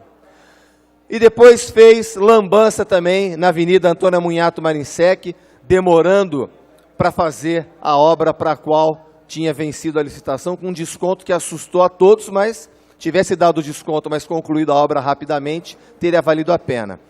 A ex-prefeita bobeou, não declarou inidônea, conseguiu a licitação da Antônia Munhato Marinsec, prejudicando a população de lá com aqueles atrasos. Então, nós pedimos que seja aberto um processo, um procedimento de declaração de inidoneidade dessa empresa, que se organizem para assaltar outra cidade, outro departamento, não aqui, porque nessa Câmara Municipal tem vereador que está atento. Por conhecer o relatório, vereador relator, pela didática como o senhor escreveu e a sua assessoria, creio que resumi nessas palavras aquilo que nós entendemos ser correto. Peço aos nobres vereadores que aprovem esse relatório como um sinal de afirmação desse parlamento para a nossa cidade. A sociedade tem que acompanhar de perto. Eu repito aqui, não existe vereador amigo.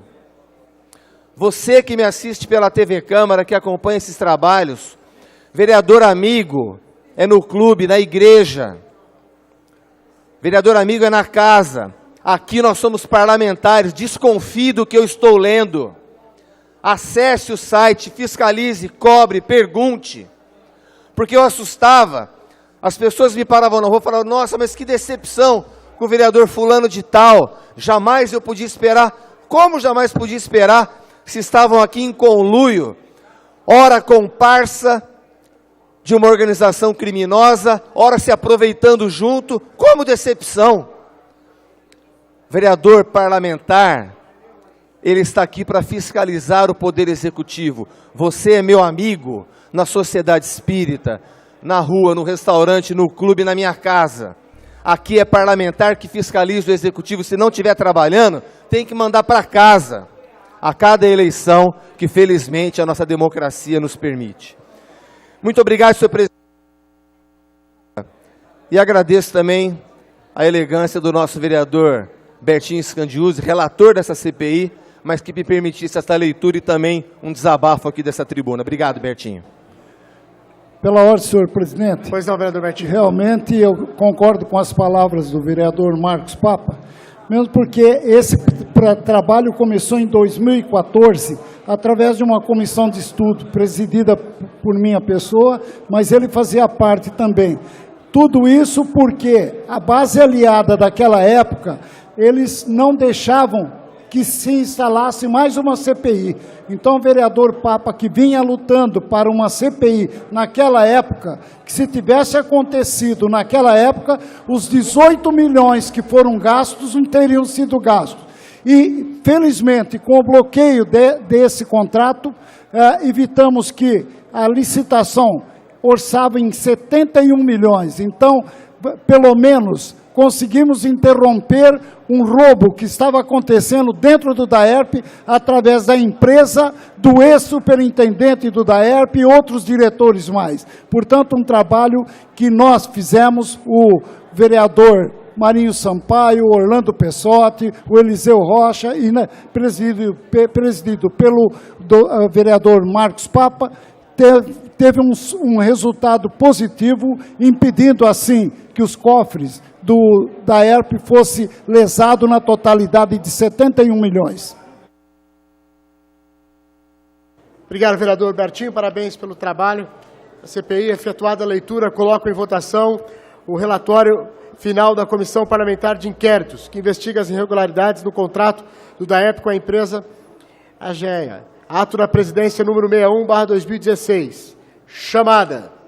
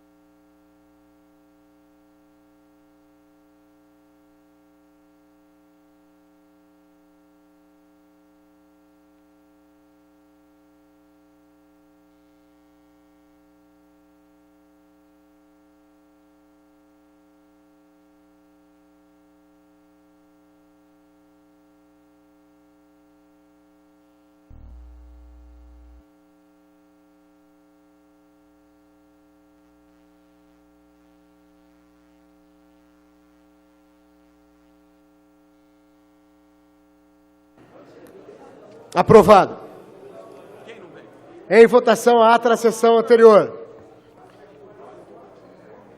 Chamada. Senhor presidente, constar meu voto sim, por favor, no relatório. Constar voto sim ao vereador Renato Zuccolotto ao relatório final da Comissão Parlamentar de Inquérito.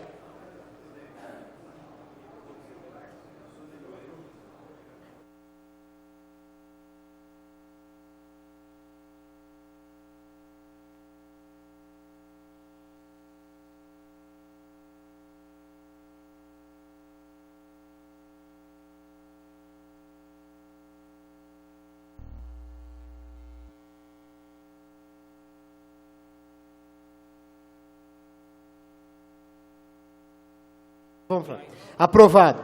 A requerimento do vereador Maurício Vilabranches, votação englobada da pauta de requerimentos e da pauta de indicações. Os vereadores que desejarem aprovar o requerimento permaneçam como estão. Os contrários se manifestem. Aprovado. Chamada pauta de requerimentos e indicações.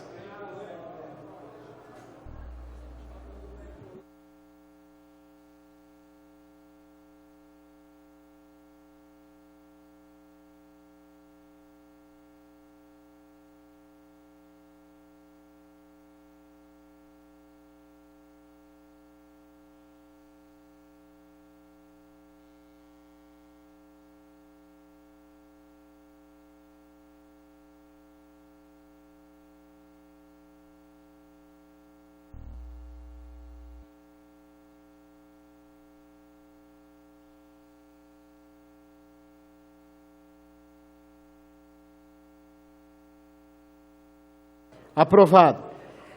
Leitura das matérias que deram entrada nesta casa na noite de hoje.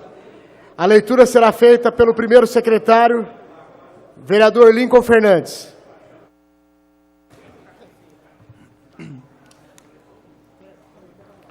Projeto de Decreto Legislativo 54/2018, Comissão de Finanças, Orçamento, Fiscalização, Controle e Tributária. Aprova as contas da Prefeitura Municipal de Ribeirão Preto do exercício de 2014, referentes ao mandato da ex-prefeita Darcy Vera, conforme especifique e dá outras providências. Projeto de Decreto Legislativo 55/2018, Comissão de Finanças, Orçamento, Fiscalização, Controle e Tributária. Aprova as contas da Prefeitura Municipal de Ribeirão Preto do exercício de 2014, referentes ao mandato do vice-prefeito Mário Vieira Sampaio Filho, que o exerceu no período de 14 de janeiro de 2014 a 27 de janeiro de 2014, no limite de suas responsabilidades, conforme especifique e dá outras providências. Projeto de Resolução 91/2018, Mesa da Câmara Municipal, Dr. Luciano Mega, cria a Ouvidoria da Câmara Municipal de Ribeirão Preto, conforme especifique e dá outras providências. Projeto de Resolução 92/2018, Mesa da Câmara, dispõe sobre a jornada de trabalho da Câmara Municipal de Ribeirão Preto, conforme especifique e dá outras providências. Projeto de Resolução 93/2018, Mesa da Câmara, autoriza o Poder Legislativo Municipal a firmar convênio com a Medicar Emergências Médicas Limitada. Veto 82/2018, Prefeito Municipal. Veto parcial ao Projeto de Lei 198/2018, de autoria do vereador Paulinho Pereira, que dispõe sobre a instituição do encontro de antigo mobilismo no Distrito de Bonfim Paulista, como evento de interesse e estímulo ao turismo local e dá outras providências. Ofício recebido de proposições 12.301/2018, vereador Marcos Papa.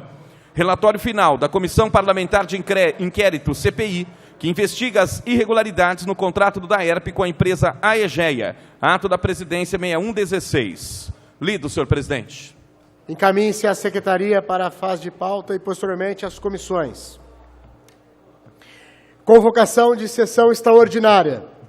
Para o dia 29 de novembro de 2018, às 15h30, quinta-feira, em atendimento à resolução número 84/2018, objetivando convocar a secretária municipal da Educação e a diretora do Departamento de Educação, respectivamente, senhoras Luciana Andrade Rodrigues Silva e Maís Helena Barbosa, para prestar explicações sobre empecilhos à fiscalização dos vereadores desta Câmara Municipal, junto às escolas municipais e outras questões relacionadas. Requerimento número 6.291/2018, vereador Fabiano Guimarães. Chamada.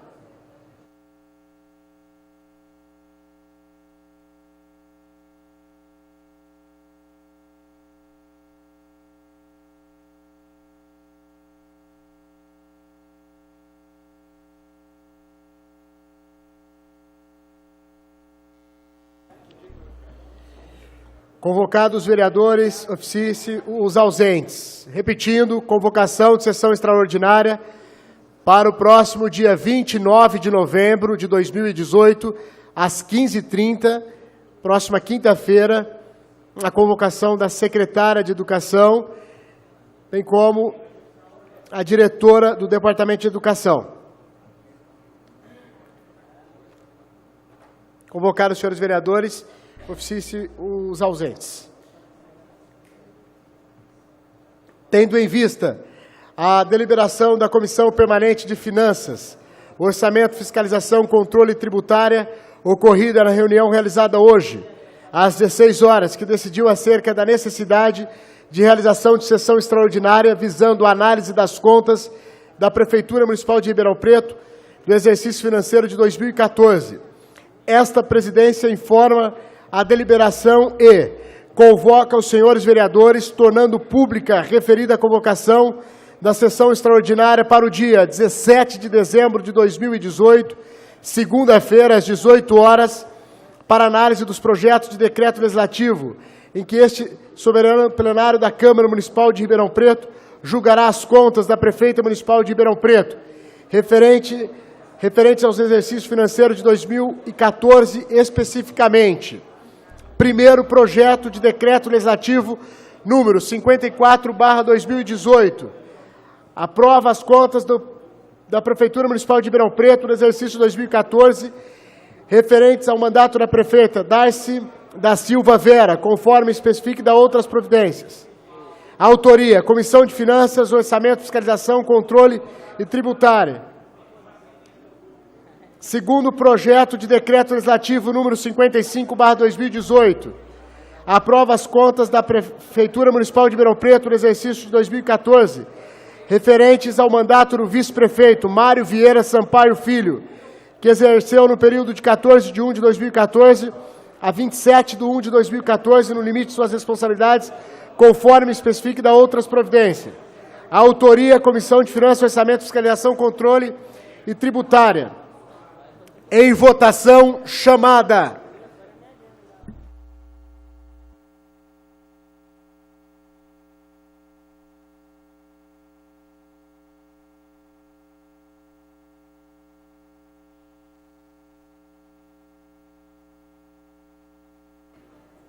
Pela ordem, né, presidente? Aqui não é votação, é ciência, né?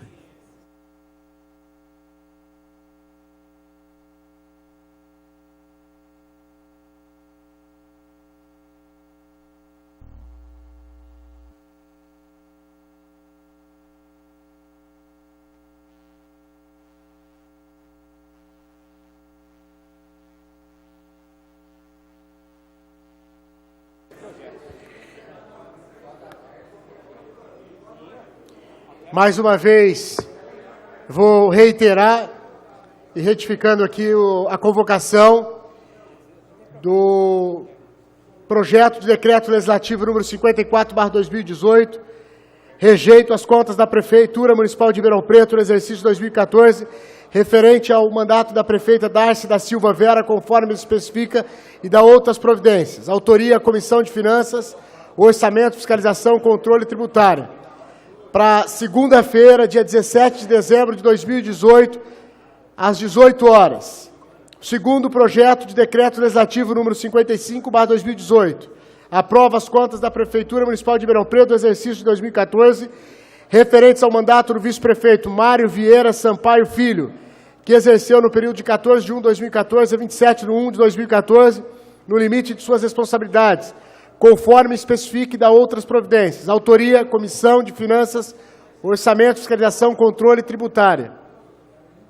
Convocados, senhores vereadores, oficie-se aos ausentes. Mais uma vez, convocação na sessão extraordinária a ser realizada no dia 17 de dezembro de 2018, segunda-feira, às 18 horas.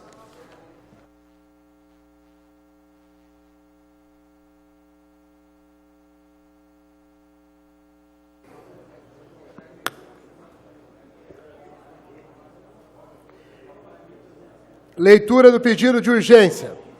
Urgência especial para o projeto de lei número 273/2018, que dispõe sobre a impressão de informações no carnê de pagamento do IPTU sobre o direito de isenção do imposto, conforme especifica.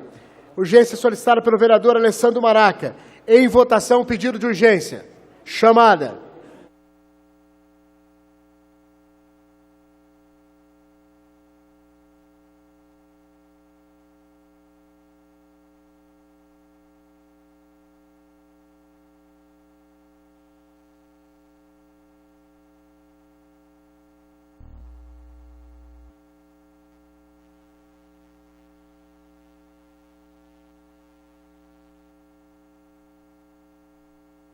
Aprovar o pedido de urgência. Suspenda a sessão por 30 segundos para a elaboração da ordem do dia.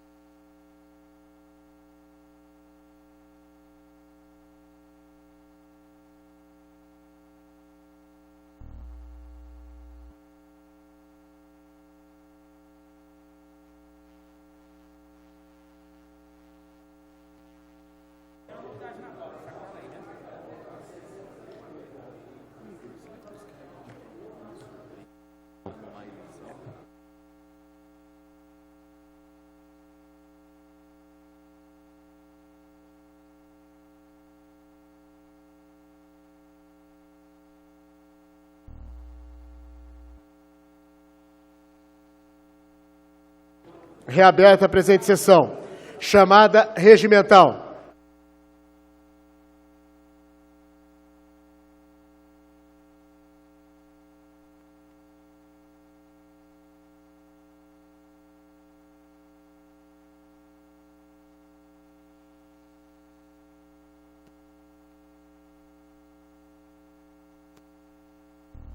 Acoro. Justificando a ausência do vereador Ariel Trindade, está representando a Câmara, o evento 360 graus, que está sendo realizado no Centro de Eventos Ribeirão Shopping, na data de hoje, das 17 às 21 horas. Votação da pauta de trabalhos legislativos da Câmara Municipal de Ribeirão Preto. Primeiro projeto da pauta, discussão única, projeto de lei 274/2018, mesa da Câmara Municipal, reconhece e denomina logradouros públicos municipais sob denominações que menciona e dá outras providências. A matéria está em discussão, não havendo vereadores para discutir, está em votação chamada.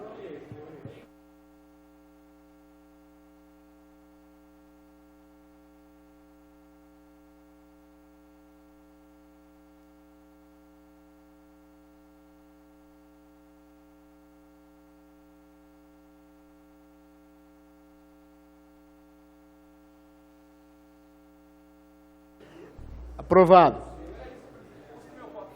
Constar voto sim ao vereador Lincoln Fernandes. Está voto painel, vereador. Próximo projeto da pauta, discussão única. Projeto de decreto legislativo número 46/2018. Mesa da Câmara Municipal suspende a execução da lei número 14.118, de 22 de dezembro de 2017, por força da decisão definitiva do Egrégio Tribunal de Justiça do Estado de São Paulo, que a julgou inconstitucional.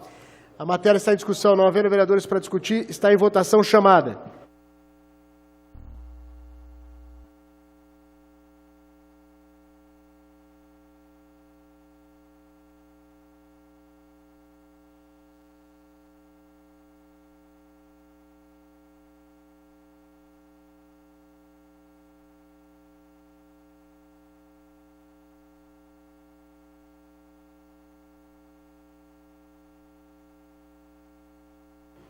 Aprovado. Próximo projeto da pauta, discussão única.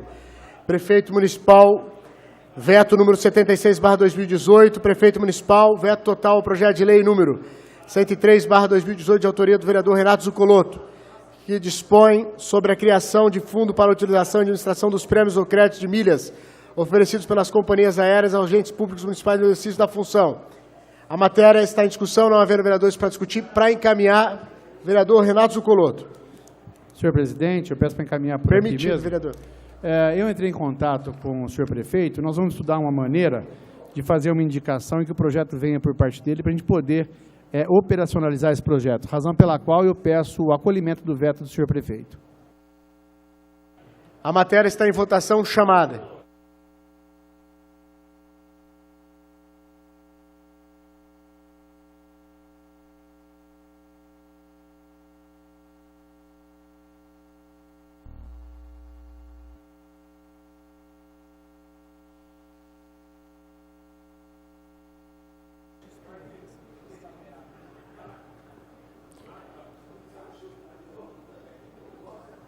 Acolhido o veto.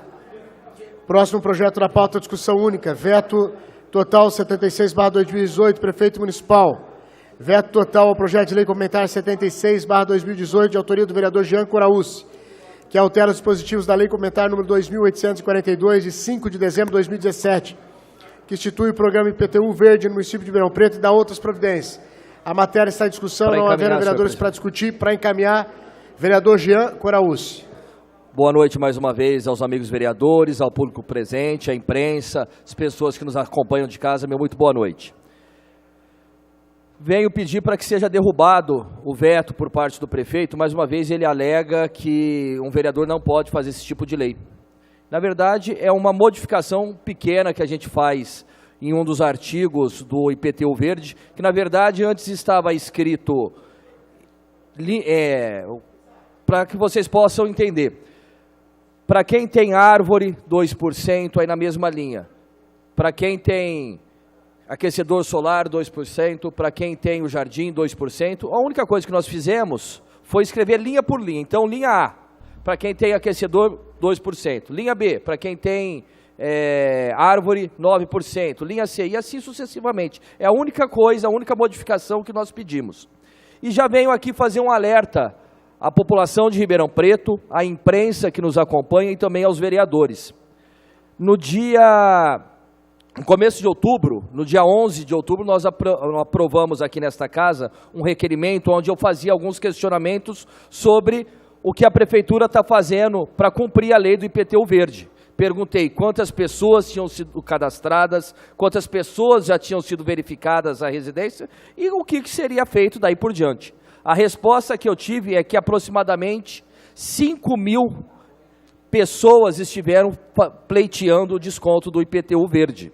Ou seja, 5.000 residências aqui da nossa cidade estão pleiteando esse desconto. Mas, para minha surpresa, a prefeitura também, na sua resposta, diz o seguinte: considerando que atualmente possuímos no quadro de agentes de fiscalização um total de 14 funcionários, os quais, além da demanda originada pela lei, atendem todas as outras responsabilidades originadas do cargo e da magnitude dessa cidade, agentes estes que até a presente data não possuem nenhum treinamento ou especificação voltada para a aferição dos quesitos elencados na mesma. Ou seja, a prefeitura não sabe como cumprir a lei do IPTU verde. E ainda complementa, não se trata de simples justificativa, porém da necessidade de tempo para organização, regulamentação e definição das competências e atribuições de responsabilidade. Com relação à regulamentação, já está escrito na lei. Então já faço um alerta.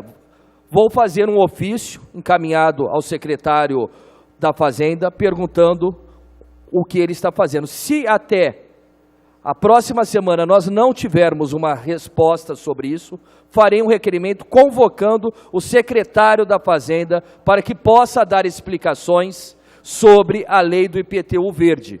Por quê? Daqui a pouco os carnês estão chegando na casa das pessoas e a prefeitura até agora não fez nada, não fez uma única linha. Para complementar, senhor presidente, até agora não fez nada para que possa dar o desconto para as pessoas. A única coisa que a gente tem visto é uma propaganda falando do IPTU social, mas alguma coisa falando de como cumprir a lei do IPTU verde, até agora nada. Então fica aqui o meu alerta para a prefeitura, para que possa se mexer, porque o carnê já deve estar até sendo feito, mas o desconto até agora nada. Ou seja, a prefeitura não cumpre uma lei que está em vigor em nossa cidade. Muito obrigado. Vou dar uma parte, Jean. Claro. Sabe o que é engraçado na Prefeitura Municipal de Ribeirão Preto? É que para fazer esse desconto do IPTU verde, para correr atrás de benefício para a população, aí vem uma justificativa desta. Agora, para cobrar o imposto, aí a prefeitura sabe muito bem como fazer, né? O senhor prefeito faz de tudo para isso. Para aumentar imposto, aí vem campanha na rede social, vem campanha na televisão, aí paga, aí gasta-se dinheiro para fazer tudo isso. Agora, para ajudar a população, quantas pessoas sofreram com essa questão do IPTU verde em nossa cidade, aprovada por esta casa, que dá benefício à população? Aí isso parece que é deixado de lado pelo governo. Parabéns. Obrigado, vereador. Parabéns, Jean. E mais uma vez venho pedir para que seja derrubado o veto, para que votem no não. Meu muito obrigado, uma boa noite a todos, fiquem todos com Deus. A matéria está em votação chamada.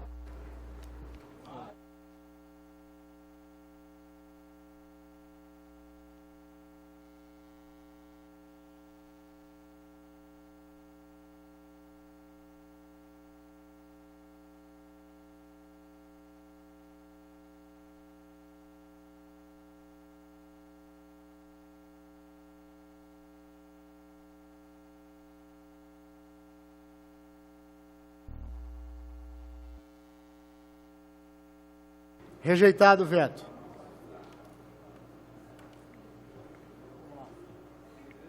Próximo projeto da pauta, discussão única. Veto número 78/2018.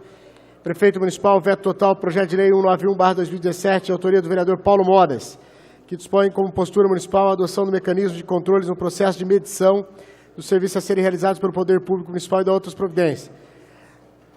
A matéria está em discussão. Não havendo vereadores para discutir, para encaminhar, vereador Paulo Moras.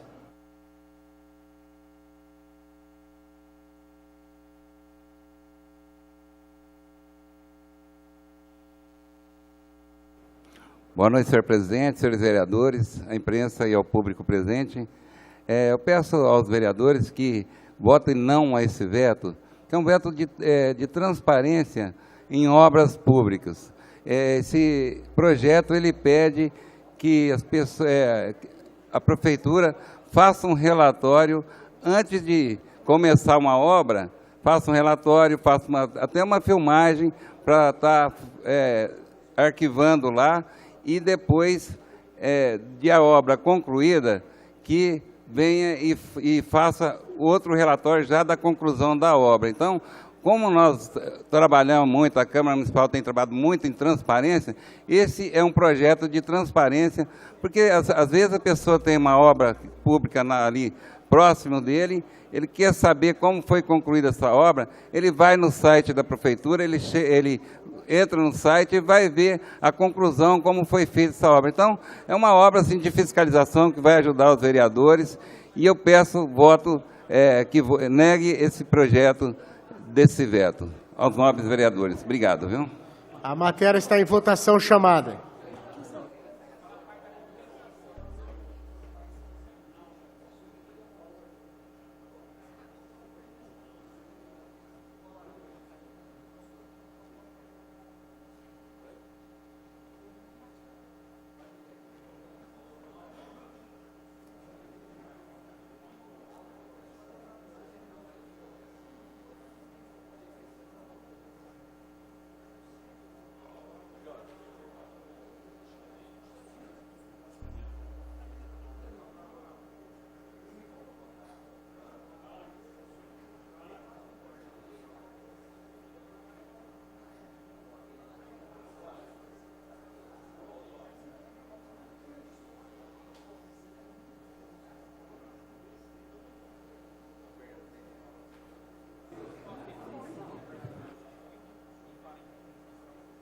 Rejeitado o veto. Próximo projeto da pauta, primeira discussão, projeto de lei complementar número 78/2018, prefeito municipal, revoga a lei municipal número 1643, de 30 de setembro de 1965, que dispõe sobre a reversão de terreno no loteamento Parque Ribeirão Preto para a construção do presídio. A matéria está em primeira discussão. Não havendo vereadores para discutir, está em votação chamada.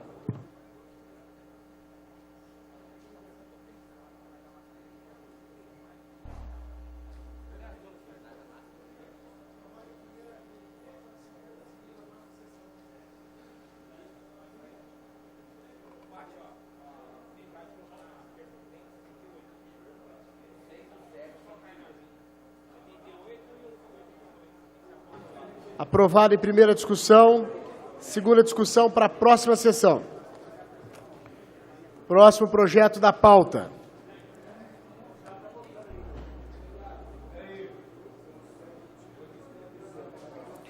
Próximo projeto da pauta. Primeira discussão. Projeto de lei complementar número 82/2018. Prefeito municipal revoga a lei complementar número 1567, de 5 de novembro de 2003, que autorizou a cessão de direito real de uso de imóvel pertencente ao município em caráter de comodato ao DISC Ardec, Serviço de Apoio Fraterno. A matéria está em primeira discussão, não havendo vereadores para discutir, está em votação chamada.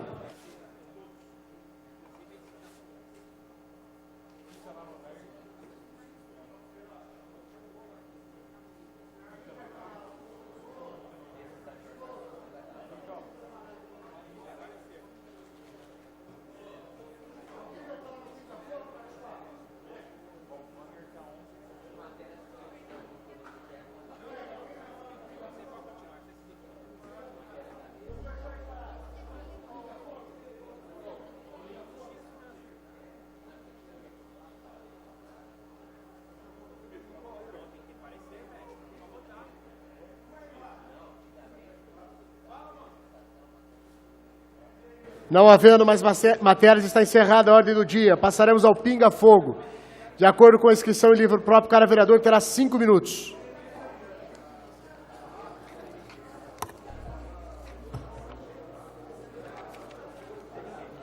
Aprovado em primeira discussão o projeto de lei comentário número 82/2018. Votaremos em segunda discussão na próxima sessão. Algum vereador no Pinga Fogo? Vereador Bertinho?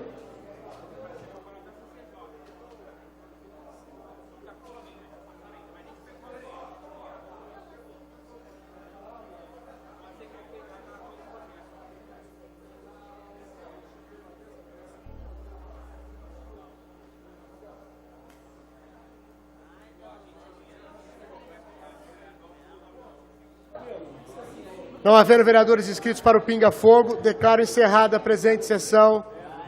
Agradecendo também a presença de todos, agradecer a presença da imprensa e agradecer a Deus que nos iluminou mais uma vez. Na próxima quinta-feira, às 15h30, sessão extraordinária.